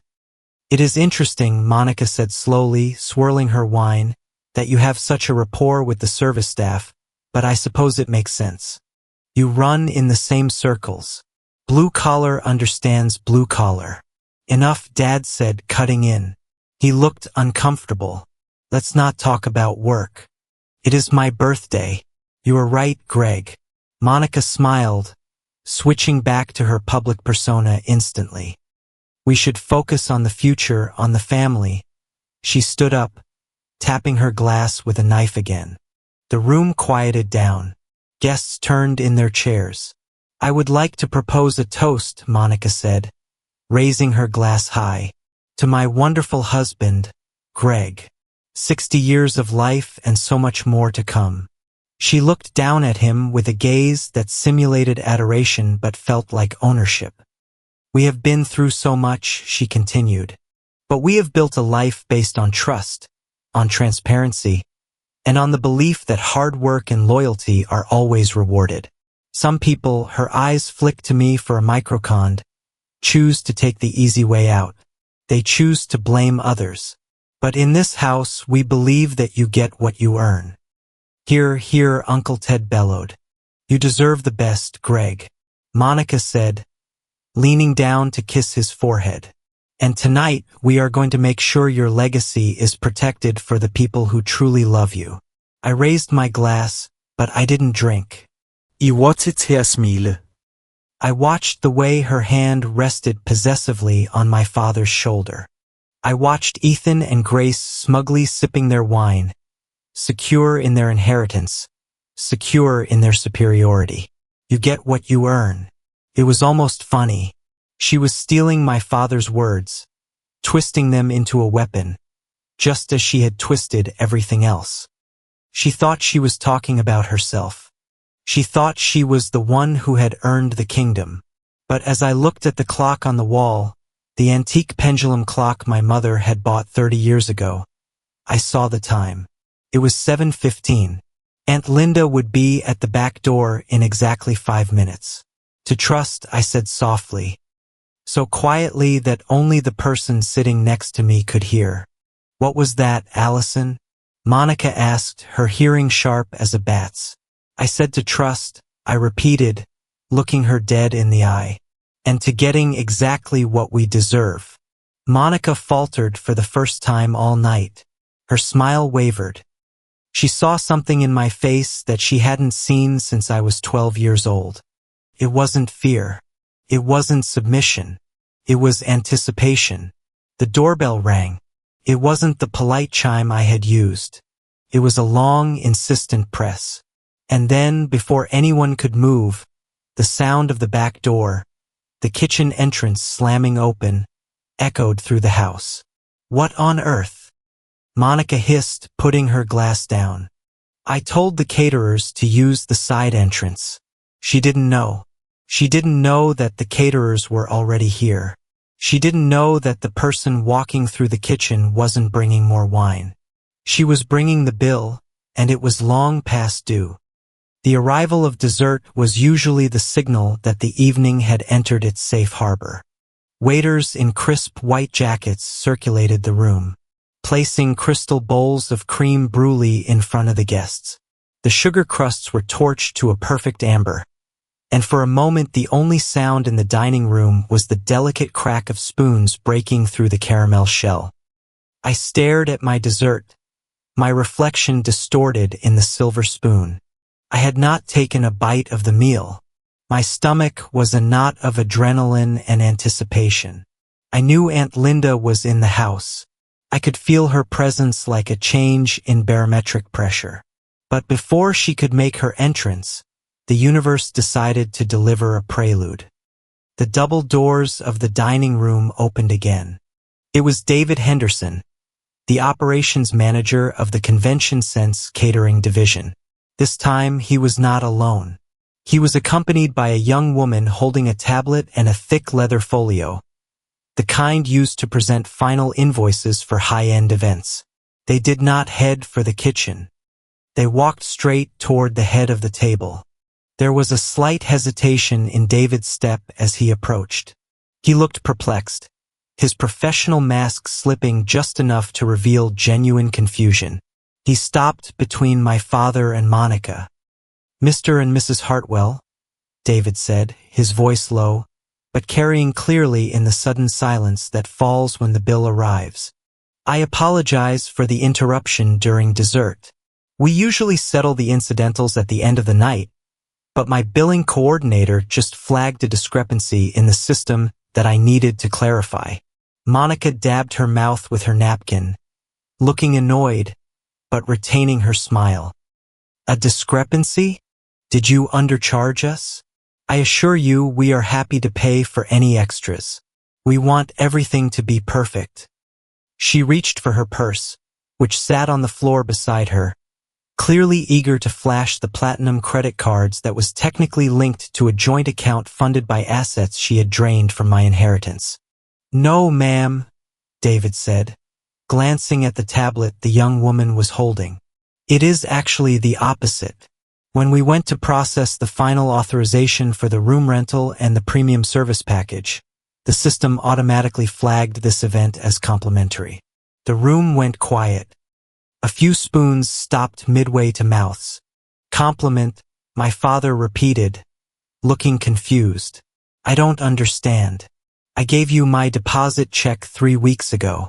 Yes, sir, David said. And that deposit will be refunded in full tomorrow morning. You see, the system recognized the booking under our Strategic Partner Program. Specifically, the billing code is linked to the corporate account of Northline Harbor Solutions. The name hung in the air like smoke. Monica frowned, her brow furrowing. Northline, that is the warehouse company. The one where she waved a hand toward me without looking. What does a trucking company have to do with my husband's birthday? Well, David explained, his tone patient and explanatory. Northline Harbor Solutions is our primary logistics provider. We have an exclusivity contract with them for all our large-scale events. As part of our vendor agreement, our top 3 strategic partners are entitled to 1 fully catered event per quarter at any of our affiliate venues, free of charge. The system identified this event as the designated quarterly function for Northline. He turned his body. He was no longer addressing Monica. He was facing me. I just need to confirm. Ms. Coleman, David said, extending the leather folio toward me. Is this the event you wish to apply your quarterly credit to? Or was this an automated error if it is an error? We can certainly charge Mr. Hartwell, but the system defaulted to your corporate benefits package because of the priority status. The silence in the room was absolute. It was heavier than the silence during the prayer. It was the silence of 40 people simultaneously trying to solve a math problem that did not make sense. My father turned in his chair. He looked at David. Then he looked at me. His eyes were wide, bewildered. Allison, what is he asking you? I slowly picked up my napkin and placed it on the table. I did not look at Monica. I looked straight at David. It is not an error, David, I said. My voice was calm. It was the voice I used when I was negotiating fuel surcharges with interstate carriers. Please apply the credit. I am happy to cover the cost of the evening for the family. Excellent, David said, relieved. I just need your signature on the partner authorization form. Then, just to satisfy the auditors, he handed me a heavy, expensive fountain pen. I took the folio. I opened it. The invoice was there. The total came to $12,450. Beside the total in bold red letters, it was stamped waived. Strategic Partner Northland Harsh Harbor Solutions. I uncapped the pen. I felt the eyes of everyone in the room on my hands. My hands, which Monica had called rough. My hands, which my father had said were only good for manual labor. I signed my name, Allison Coleman. Not a scribble, a signature. The signature that appeared on checks, on contracts, on the deeds to 3 commercial trucks. Thank you, Ms. Coleman, David said, taking the folio back. And again, on behalf of the center, thank you for sorting out that supply chain issue with the seafood yesterday. The chef was singing your praises. Wait, Monica's voice cut in. It was loud, brittle. She stood up, her napkin clutching in her hand like a weapon. I do not understand. Why are you asking her to sign? She works on the loading dock. She is an hourly employee. Since when do warehouse workers get $12,000 in party credits? David paused. He looked at Monica, then back at me, confused by the disconnect. He was a professional, but even he couldn't hide the surprise on his face. I believe there is a misunderstanding. Mrs. Hartwell, David said politely.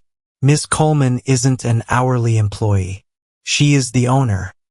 Northline Harbor Solutions is her company. She signed the vendor contract with our board of directors 3 years ago. The sound that came out of my stepbrother Ethan was a choke. He had been drinking water and he started coughing violently. Grace slammed her phone down on the table, the screen facing up, displaying a Google search result she had finally managed to load. It is true, Grace whispered, her face pale. I just found it. The State Business Registry, Northline Harbor Solutions registered agent, Linda Vance, managing member Allison Coleman. Linda, Monica screeched. The name hit her like a physical slap. Linda is involved in this. My father was staring at me. He looked like he was seeing a stranger. He looked at the girl in the cheap dress, the girl he had dismissed. The girl he had told you deserve it every time life beat her down. Allison, he rasped. You own a company. I do, I said. I didn't stand up. I didn't need to. Power doesn't need to stand up to be felt. We specialize in last-mile logistics for the hospitality industry. We have 18 trucks and 35 employees. We have been the exclusive supplier for the convention center for 2 years. But Monica stammered. Her face was flushing a deep blotchy red. But you said you worked in a warehouse. You said you were moving boxes. You let us believe you were. I never said I was moving boxes. Monica, I corrected her gently. I said I worked in logistics. I said I was at the warehouse every day. I am. It is my warehouse. I like to keep an eye on operations. You lied? She hissed. You lied to us for years.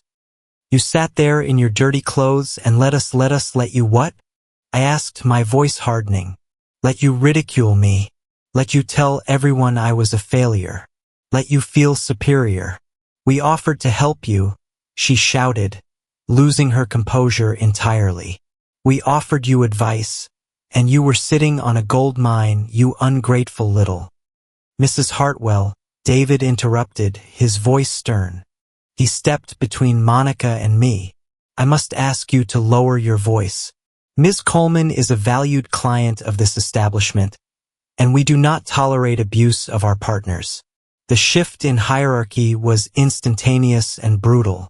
In the eyes of the outside world, the world represented by David. I was the VIP. Monica was just a noisy guest. It is fine, David, I said. Please process the bill. Consider it my birthday gift to my father, since there seems to be some concern about money in this family lately. David nodded, looking uncomfortable but professional. Of course, I will leave the receipt with Mr. Hartwell. He tore the carbon copy off the invoice and placed it gently on the table in front of my father. Then he signaled his assistant and they retreated toward the kitchen, eager to escape the radioactive tension in the room. My father looked down at the slip of paper. His hand was trembling. I watched him read it. Customer Northline Harbor Solutions authorized by A. Coleman, CEO. Amount 20. Status paid in full. Paid? Dad whispered. He looked up at me, his eyes watery. You paid for the party. Technically, the company paid for it, I said. But yes, it is taken care of. Why didn't you tell me? He asked. His voice sounded broken. Why did you let me think? Because you never asked. Dad, I said. In 3 years, you never asked me a single question about my job that wasn't an insult. You never asked me what I was building. You only cared that I wasn't asking you for money. I thought he trailed off, looking at Monica. Monica told me. Monica told you what she wanted to believe. I said. And you believed it because it was easier than admitting you had abandoned your daughter. The guests were whispering now. The sound was like the rustling of dry leaves. She owns the company. Did you hear that 18 trucks? And Monica said she was a dropout. I knew there was something off about the way they treated her. Monica looked around the room. Realizing she was losing the audience, her narrative, the saintly stepmother caring for the broken bird, was dissolving in real time. She needed to regain control. She needed to be the victim or the hero or something other than the fool. Well, Monica laughed, but it sounded like glass grinding in a disposal. This is certainly a surprise, but honestly, Allison, if you have done so well for yourself, why all the secrecy? It seems very manipulative. Deceiving your own father, making him worry about you. I wasn't deceiving him, Monica. I said, I was protecting myself from you, from me. She put a hand on her chest, feigning shock. I have done nothing but try to guide you. I have tried to integrate you into this family, and this is how you repay us, by springing this ambush at your father's birthday. Ambush? I raised an eyebrow. I just paid the bill, Monica. Most people would say thank you. We do not need your charity, she snapped. Greg, give me the checkbook. We are paying for this. I will not have her holding this over our heads. It is already processed, Monica, I said. You cannot pay a bill that is 0. Then I will write you a check, she screamed. I will write a check to your little company right now. How much was it? 12,000 fine. I will write it. She grabbed her purse and fumbled for her checkbook. Her hands were shaking so badly she dropped her pen. Don't bother, I said. You don't have the money. Excuse me. She froze. How dare you? We have plenty of money. We are buying a new property next month. No, I said calmly. You aren't, because the money you were going to use for that property, it isn't yours. The room went deadly silent. What are you talking about? Dad asked, looking between us. I think I said, leaning back in my chair and crossing my arms, that this is the part where the little talk you wanted to have with me earlier becomes a public conversation. Allison, stop. Monica warned, her eyes darting to the guests. This is not the place. You made it the place when you decided to humiliate me during the appetizers, I said. Now we are at dessert, and I think everyone deserves to know who really paid for the creme brulee. I looked at the kitchen door. It was still swinging slightly from where David had exited. And I think I added that I am not the only one who has been keeping receipts as if on cue. The kitchen door opened again, but this time it wasn't the catering staff. It was Aunt Linda. She walked into the dining room with the stride of a prosecutor entering a courtroom. The heavy leather briefcase was in her hand. She stopped at the end of the table, right next to where I was sitting. She placed the briefcase on the table. Click, click. The sound of the latches opening was louder than a gunshot. Good evening, everyone, Linda said. Her voice was ice. I hope you enjoyed the meal because it is the last thing on the house. The dinner party had dissolved into a murmur of confused whispers, the kind of low-frequency static that signals a social disaster. Monica stood up abruptly, her chair scraping against the hardwood floor with a screech that made 3 people flinch. She did not look at the guests. She looked at me, and in her eyes, I saw the desperate, feral glint of an animal that knows the cage door has just rattled. Allison, she said, her voice tight and breathless. I think you and I need to have a moment to clear up this confusion regarding the bill in your father's study. It was not a request. It was a command issued with the same sharp authority she had used to order me into the pantry when I was 12. I think we are fine right here, I said, taking a sip of water. Now, she hissed, stepping close enough that her perfume, something heavy and clawing, filled my nose. Unless you want to ruin your father's night completely. He looks pale. Allison, do you want to cause a scene that sends him back to the hospital? It was her favorite card to play. The health card, the guilt card. I looked at my father. He was indeed pale, slumped in his chair, staring at the paid in full receipt like it was a foreign artifact. He looked small. Fine, I said, standing up. Let's talk. She marched me out of the dining room, past the hushed guests, and down the hallway to the heavy oak door of my father's study. She opened it, shoved me inside, and slammed the door shut behind us. The lock clicked with a finality that used to make my blood run cold. The study smelled of leather, old paper, and the expensive cigars my father bought but rarely smoked. It was a room designed to intimidate. Monica leaned back against the door, breathing hard, her chest heaving beneath the emerald velvet of her gown. Then the mask dropped, the socialite smile vanished, the concerned stepmother act evaporated. What remained was pure distilled malice. Who do you think you are? She spat, her voice low and vibrating with rage. Walking in here, flashing money, trying to big league us in front of our friends. Do you think you are smart, Allison? Do you think paying a $12,000 catering bill buys you a seat at the table? I own the table, Monica, I said calmly, standing near the desk. I was just being polite. You are a liar, she seethed, pushing off the door and stalking toward me. You are a manipulative, deceitful little brat. You let us believe you were nothing.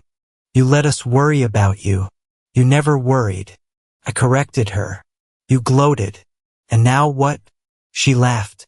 A harsh, jagged sound. You think because you have a little trucking company, you can come in here and dictate terms. You are still the same girl who used to cry in the closet. You are still the burden. She reached into the drawer of my father's desk. A drawer she evidently had a key to, and pulled out a thick document bound in blue paper. She slammed it onto the desk surface. "You want to talk about business?" she said, her eyes wild. "Let's talk business. This is the new will. Your father is going to sign it tonight once the guests leave." I looked down at the document. Last will in testament of Gregory Hartwell. "Read it." "Zie goed." "Go ahead. See what you are really worth to him." I didn't need to read it. Aunt Linda had already shown me the draft, but I flipped to the asset distribution page anyway. It was brutal in its clarity. The house, the investments, the insurance policies, everything went to Monica. With Ethan and Grace named as secondary beneficiaries, my name appeared only in a clause that left me a sentimental token of $5,000. "He hasn't signed it yet," I noted. "He will," Monica said, leaning over the desk, her face inches from mine. "Because I am going to tell him that his rich, successful daughter doesn't need his help. I am going to tell him that you came here tonight to mock him. If you really have money, Allison, then you do not need this inheritance. You don't need the house. You don't need anything." "I don't want the money," I said. "I want the truth." "The truth," she sneered. "The truth is that you are a stain on this family. You always have been. You are just like your mother, weak, depressive, and dragging everyone down with your neediness. If you truly loved your father, you would sign a waiver right now. You would sign away your claim to the estate and prove that you are not just here to scavenge." She was trying to corner me. She was trying to use my own success to strip me of my rights, twisting the knife of guilt. "If you are strong, you don't need help. If you need help, you are weak." It was the same logic she had used to steal my trust fund. "I am not signing anything," I said. "You selfish little," she snarled. She grabbed my arm, her fingers digging into the soft flesh above my elbow. It was a flash of the old violence, the physical intimidation she usually kept behind closed doors. "You are going to kill him. He has a heart condition. And if you fight this, if you drag this out, the stress will kill him and it will be your fault. Do you hear me? Your fault." The door handle turned. Monica froze, but she didn't let go of my arm. My father walked in. He looked disheveled. His tie loosened, a glass of scotch in his hand. He blinked, his eyes adjusting to the dim light of the study. He saw us, Monica gripping my arm, her face contorted in rage, me standing rigid against the desk. "Monica," he mumbled, "what is going on? The guests are asking." "Oh, Greg." Monica released my arm instantly and spun around, her face transforming into a mask of tearful distress in less than a second. It was a performance worthy of an award. "Thank God you are here. She is being impossible. Allison." Dad looked at me, swaying slightly. "She is threatening me, Greg." Monica sobbed, pointing a shaking finger at me. "She came in here and demanded that we change the will. She said that if we don't give her half the house, she is going to sue us. She said she has money now and she is going to use it to destroy us." "That is not true," I said. "Dad, she is lying." "Lying?" Monica shrieked. "Look at her, Greg. Look at how arrogant she is. She thinks she is better than us because she has a company. She called me a thief. She called you weak. She said she only paid the bill to humiliate you." My father looked at me. His eyes were red-rimmed and weary. He didn't look like a man who wanted the truth. He looked like a man who wanted the noise to stop. He looked like a man who had spent 20 years choosing the easy lie over the hard reality. "Allison," he said, his voice heavy with disappointment. "Why are you doing this? Why can't you just be happy for us? Dad? She is forcing you to sign a will that disinherits me," I said, pointing to the document. "She is trying to take everything." "It is for the family," Monica cried. Ethan and Grace need security. Allison has her big company now. She doesn't need it. Why is she so greedy? Dad rubbed his temples. Allison, if you have money, why do you care about the house? Monica has taken care of everything for years. She has been the rock. She stole my mother's trust fund. Dad, I said. The words hung in the air. Stop it, Monica screamed, lunging at me again. Don't you dare speak about things you don't understand. Dad, listen to me. I pleaded, looking for a spark of the father I remembered from before I was 12. She spent the money Mom left for me. She spent it on cars and renovations, and now she wants you to sign this so she can take the rest. My father looked at Monica, then at me. He took a long swig of his scotch. He set the glass down on the desk with a clatter. Enough, he said. I have had enough of this ungrateful behavior. Allison, ungrateful. I stared at him.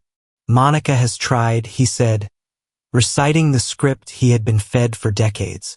She has tried to love you, but you are difficult. You have always been difficult. You provoke her. You make everything harder than it needs to be. I paid for your heart surgery, I said, my voice breaking. I paid for this party. I have never asked you for a dime, and now you are throwing it in my face, he said, shaking his head, just like Monica said you would. You use money to control people. You are cruel, Allison. He looked me in the eye, and the apathy in his gaze turned into something colder. It was the look of a man who had decided that his comfort was worth more than my justice. You are upsetting your mother, he said, referring to Monica. You are ruining the night. Honestly, if she is angry with you, if she wants to cut you out, well, look at how you are acting. You deserve it. The world stopped. You deserve it. He said it to the 12-year-old girl who forgot to dust. He said it to the 16-year-old girl who was crying in the closet. And now he said it to the 29-year-old CEO who had just saved him from financial embarrassment. It wasn't a mistake. It wasn't a slip of the tongue. It was his worldview in his mind. I was the villain because I refused to be the victim. Monica's eyes lit up with triumph. She had won. He had chosen her again. You heard him. Monica snarled, stepping toward me. You deserve it. You deserve nothing. She raised her hand. Her palm was open, her fingers rigid. She was going to slap me. She was going to hit me right there in the study with my father watching, just to prove she could. Just to prove that no matter how many trucks I owned, I was still the child she could beat into submission. I didn't flinch. I didn't raise my hand to block it. I just watched her. Her hand came down, swinging through the air with the force of 20 years of hatred. I would advise against that. A voice cut through the air like a whip. Unless you want to add assault to the list of felonies we are filing tonight. Monica's hand froze inches from my face. The door to the study, which Monica had locked, swung wide open. Standing in the doorway was Aunt Linda. She looked magnificent. She was flanked by two people. On her left was Officer Miller, a uniformed police officer from the Everton Heights precinct, her hand resting casually on her belt. On her right was James Sterling, a senior partner at Sterling Vance, one of the most feared litigators in the state. Monica stood paralyzed, her arms still raised in the air, looking like a statue of wrath. Linda, Dad whispered, his face draining of all color. Hello, Greg, Aunt Linda said. She walked into the room, ignoring Monica completely.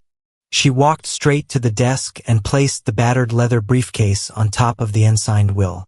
You cannot be in here, Monica screeched, lowering her hand but backing away. This is a private home, officer. Get them out. We were invited, Linda said calmly, by the owner of the company that paid for this event, and also we are here on a matter of fraud, which makes it police business.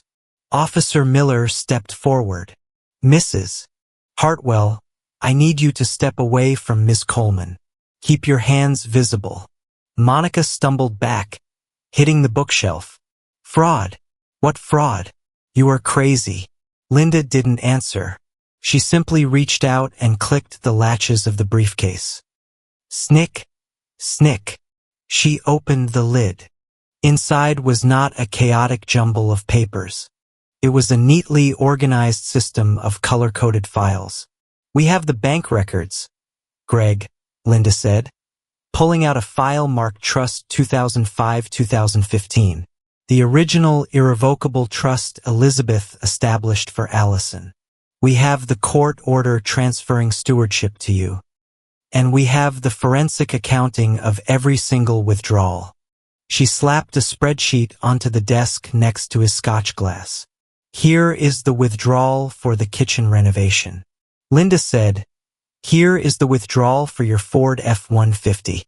Here is the withdrawal for the trip to Cabo. She pulled out another file. And here, she said, her voice dropping to a dangerous growl, are the emails between you and Monica discussing how to hide the transfers so Allison wouldn't find out until she was 30? My father looked at the papers. He looked at the logo on the letterhead, Sterling Vance. He looked at the police officer, and for the first time in my life, I saw real unadulterated fear in his eyes. Greg, Monica whimpered, looking to him for a defense. Tell them to leave. But Dad couldn't speak. He was staring at the spreadsheet, specifically at a line highlighted in yellow that showed a tuition payment for Ethan labeled as charitable donation.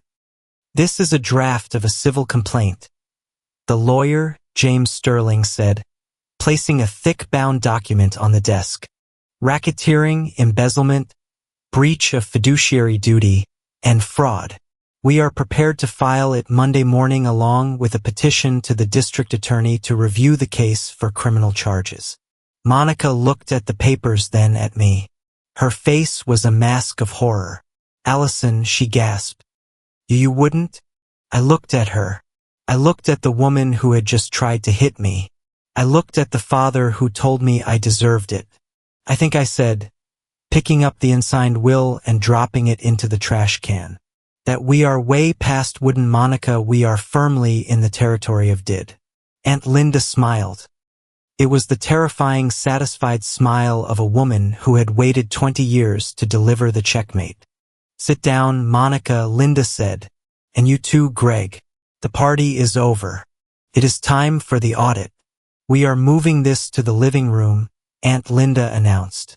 Her voice was not loud, but it carried the absolute authority of a judge banging a gavel. And I want Ethan, Grace, and your brother Ted in there. Everyone else can go home. You cannot order us around in our own house.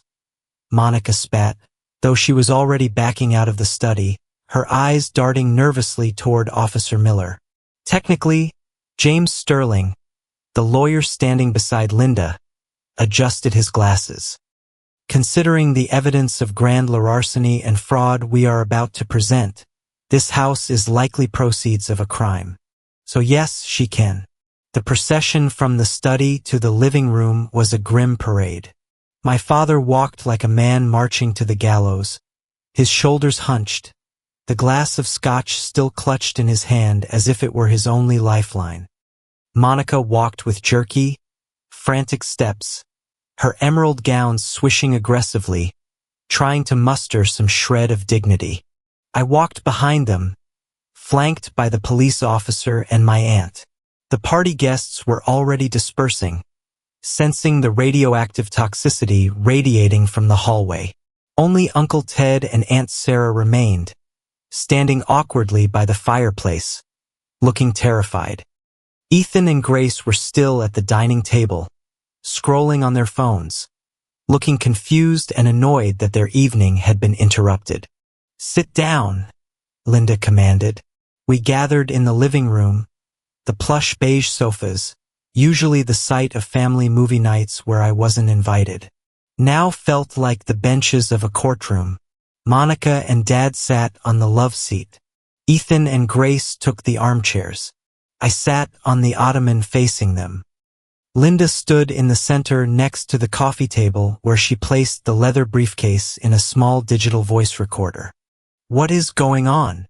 Ethan asked, looking at the police officer. "Is this about the catering bill? Because this feels excessive." "It is about the catering bill," Linda said, opening a file folder, "and the electric bill and the mortgage and your tuition at St. Jude's Academy and Grace's semester abroad in Florence." "What are you talking about?" Grace frowned. "Mom and Dad paid for those."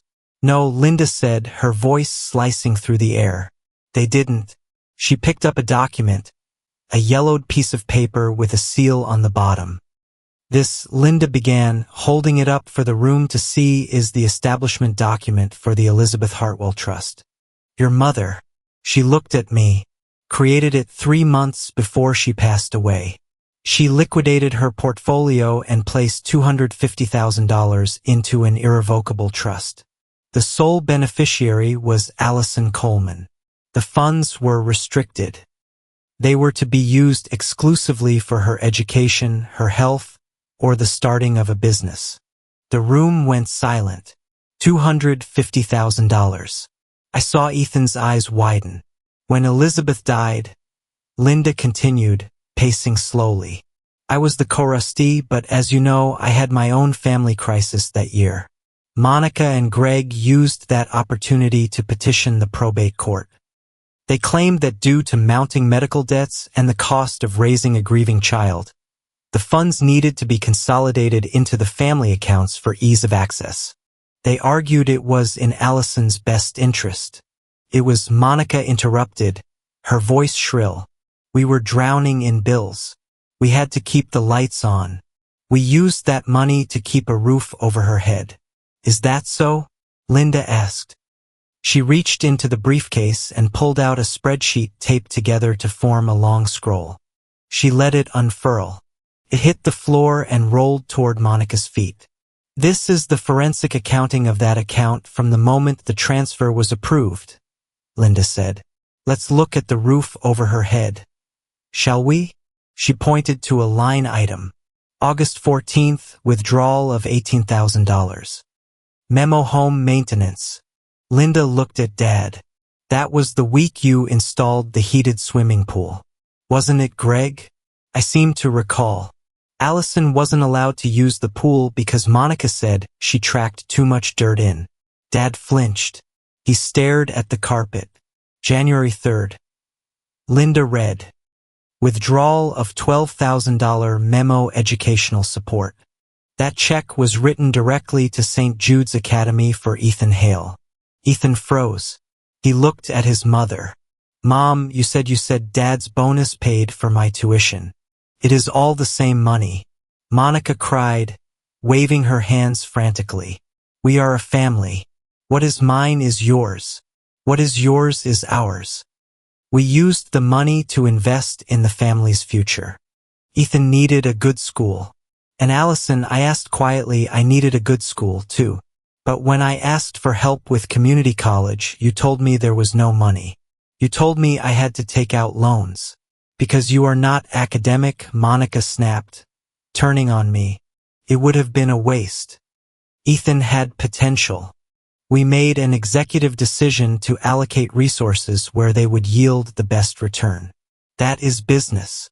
"It is not business, Monica," James Sterling interjected, his voice deep and rumbling. "It is a breach of fiduciary duty. It is embezzlement. You took funds legally earmarked for one child and spent them on another. That is theft." "Whatever." Grace scoffed, rolling her eyes, though her hands were shaking. "So, Mom borrowed some money. We can pay it back. We are not criminals." "Borrowed." Linda laughed. It was a cold, humorless sound. "Let's look at the year Allison turned 18. The year she moved out. The trust still had $100,000 in it." She pointed to a cluster of withdrawals. February, $4,000. Spa weekend, Scottsdale. March, $6,000. Greg dental implants. May, $25,000. Kitchen remodel. "Stop." Dad whispered. No, I will not stop, Linda said, because this is the part that matters. You spent 20 years telling everyone that Allison was a burden. You told the neighbors she was expensive. You told the family she was draining you dry.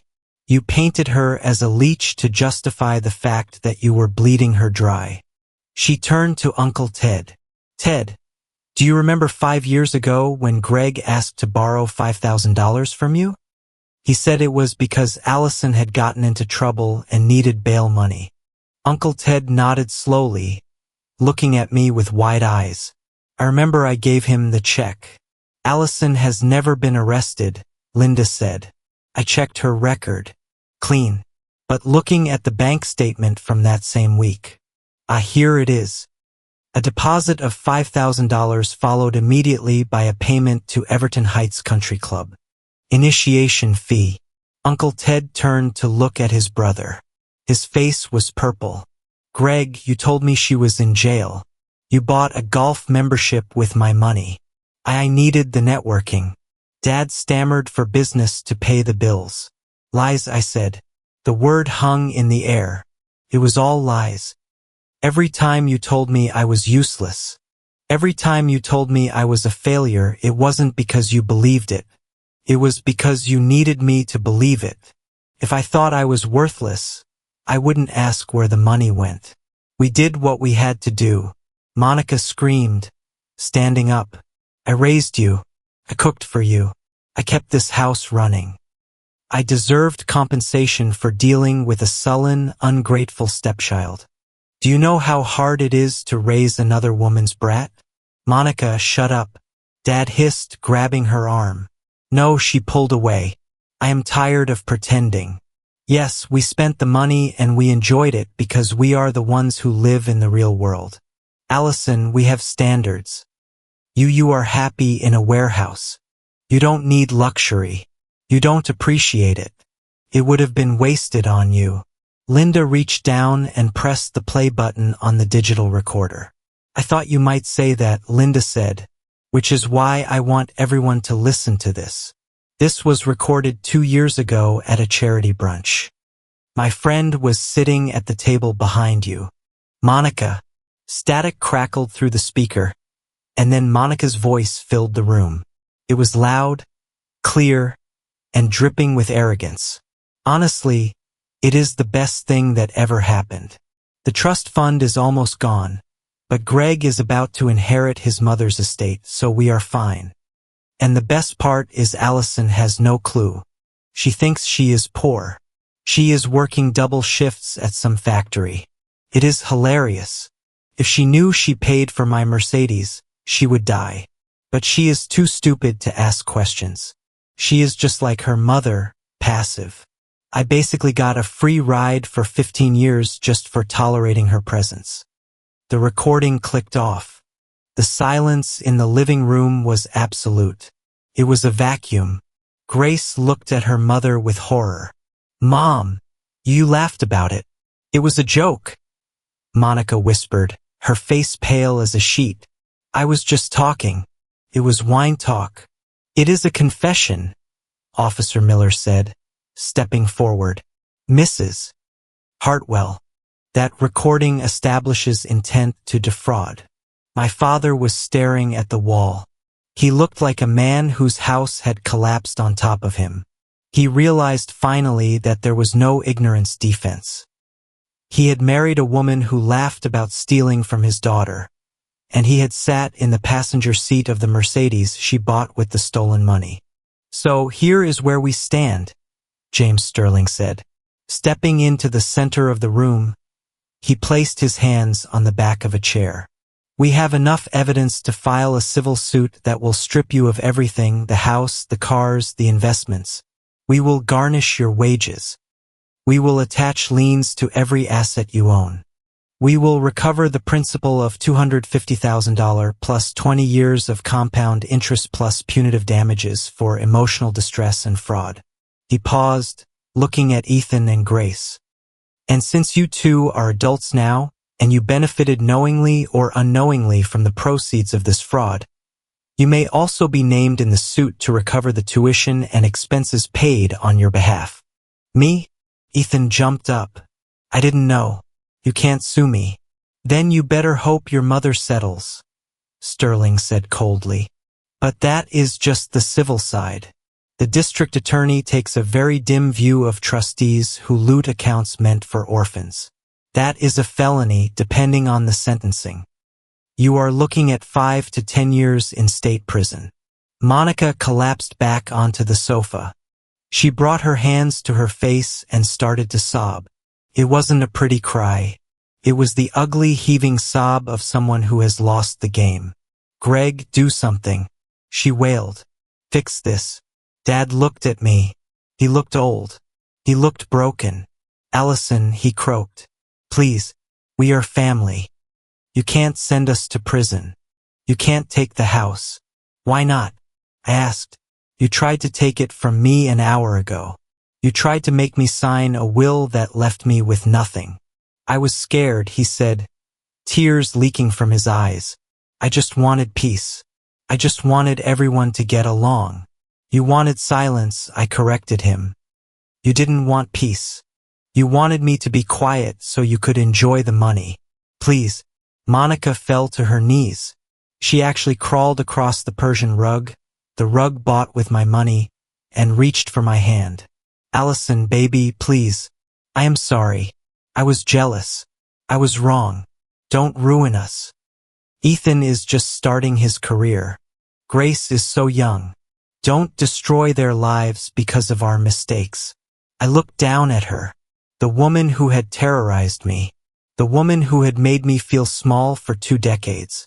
She looked so pathetic now. I looked at Ethan and Grace. They were looking at the floor, unable to meet my eyes.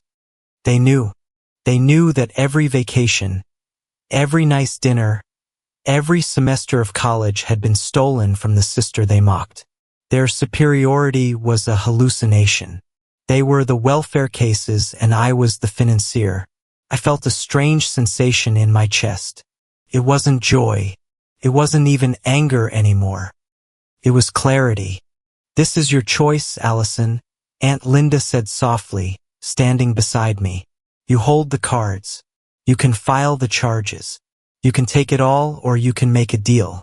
No one can decide this but you. The room waited. The only sound was the ticking of the grandfather clock in the hall. I looked around the living room. I looked at the photos on the mantelpiece. Photos of Ethan and Grace, photos of Dad and Monica. There were no photos of me. I had been erased from this house long before tonight. I realized then that taking the house wouldn't fix anything. Living here would just mean living inside a monument to my own misery. Sending them to prison would be justice, yes, but it would also drag me through years of court dates and testimonies. I would have to think about them every day for the next 5 years, and I didn't want to think about them anymore. I stood up. I smoothed the skirt of my navy dress. I looked at my father, who was trembling, waiting for the verdict.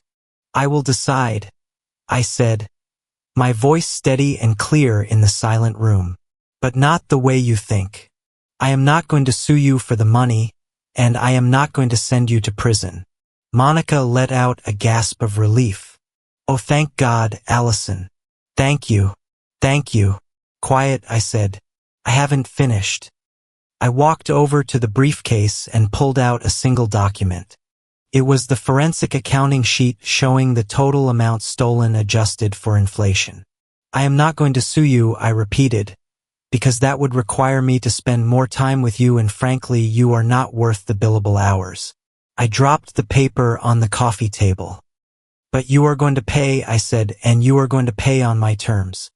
3 weeks later, the air in the conference room of Sterling Vance was filtered, cool, and smelled faintly of lemon polish and expensive cologne. It was a stark contrast to the suffocating atmosphere of my father's study. But the tension was just as high. We were not in a courtroom. We were seated around a glass table that was long enough to land a small aircraft on. On one side sat James Sterling, Aunt Linda, and me. On the other side, sat a very expensive defense attorney, flanked by Monica, my father, and my two step-siblings. There were no shouted accusations today. There were no tears. There was only the rustling of paper and the scratching of pens. This was the anatomy of a surrender. Page 4, paragraph 2.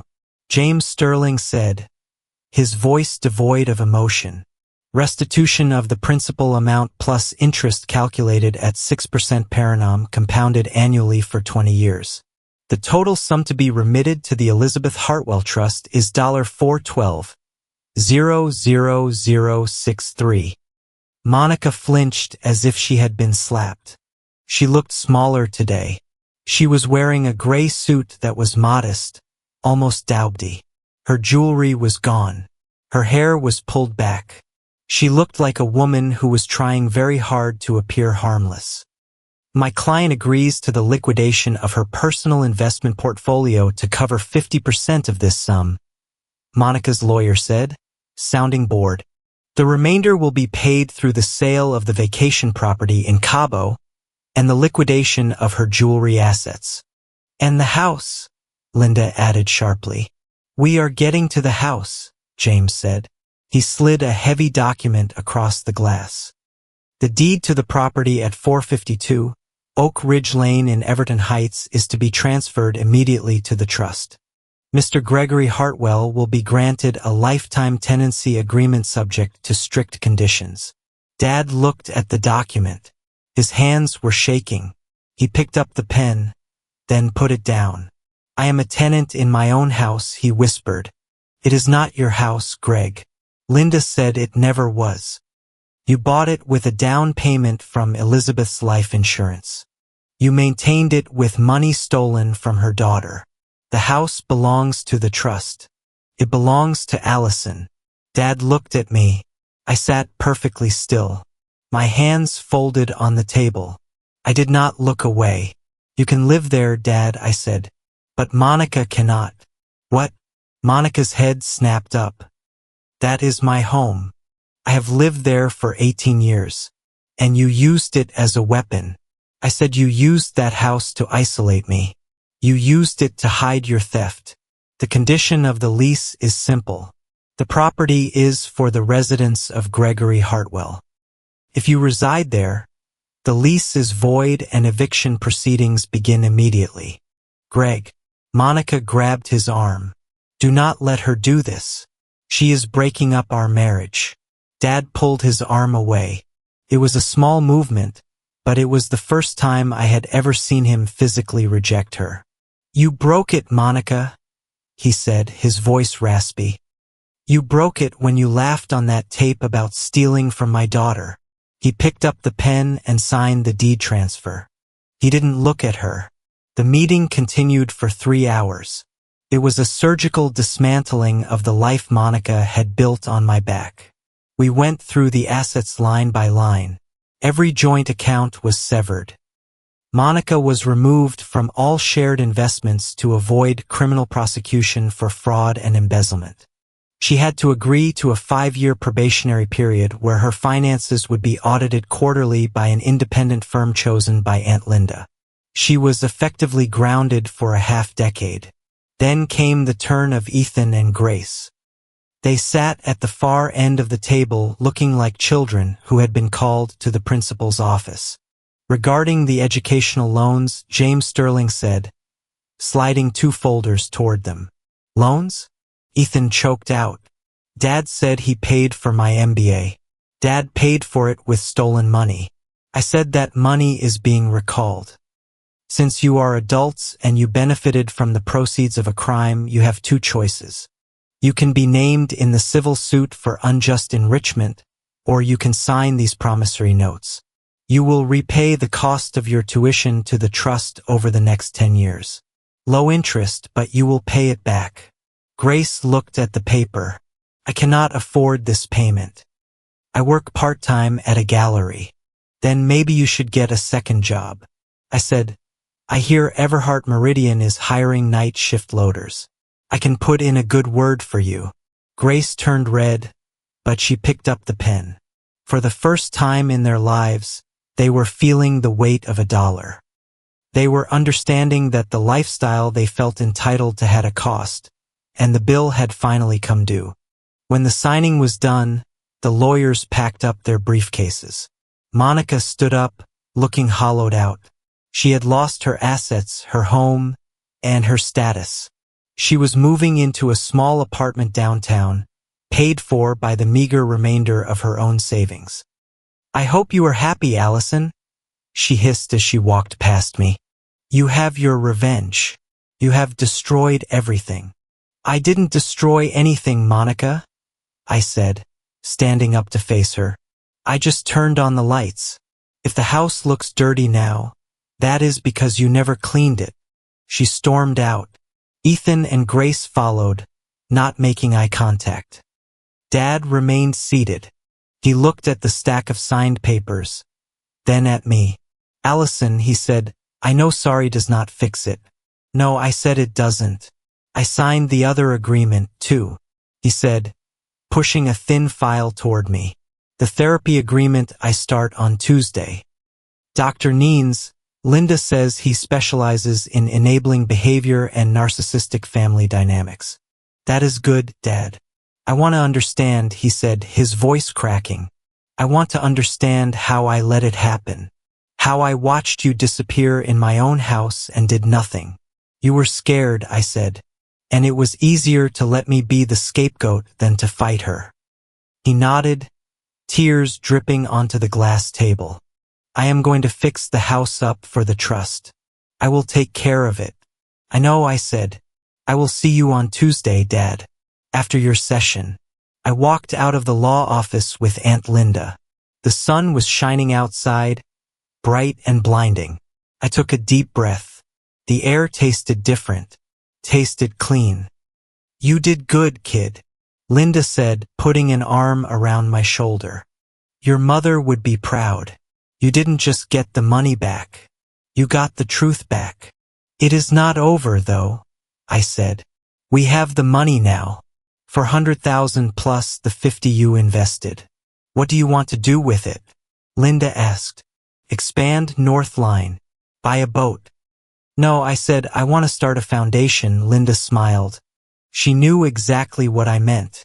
A week later, I drove the Northline delivery truck to the house in Everton Heights. It was my final visit before the new arrangement officially began. I wasn't there to move in. I was there to help Dad clear out the last of the Monica-era debris. The house was quiet. Monica had moved her boxes out 2 days prior.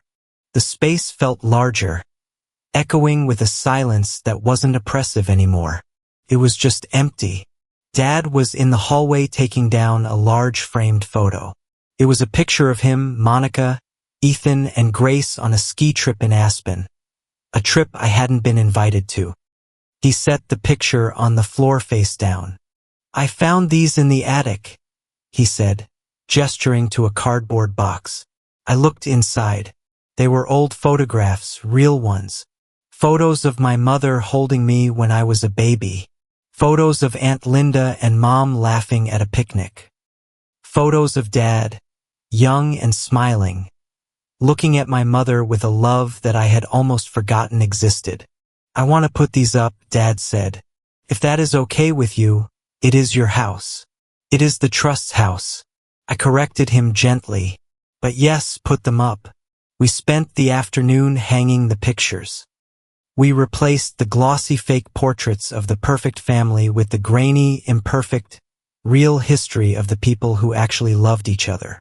When we were done, I walked out onto the front porch.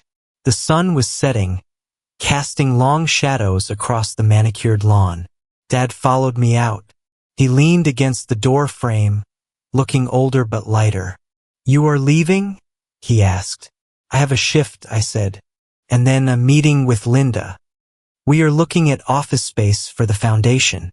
We are going to call it the Elizabeth Project for Mom to help women and children who are trapped financially in abusive homes." Dad nodded. He looked at his hands. "Allison," he said. I turned to look at him. He was crying again, but this time he wasn't hiding it. For 20 years, he said, his voice trembling. I told you that you deserved the way you were treated. I told you that you deserved the silence. I told you that you deserved the pain. He stepped forward and took my hands. His grip was shaking. I was wrong, he said. You did not deserve it. You did not deserve any of it. Not for one single second.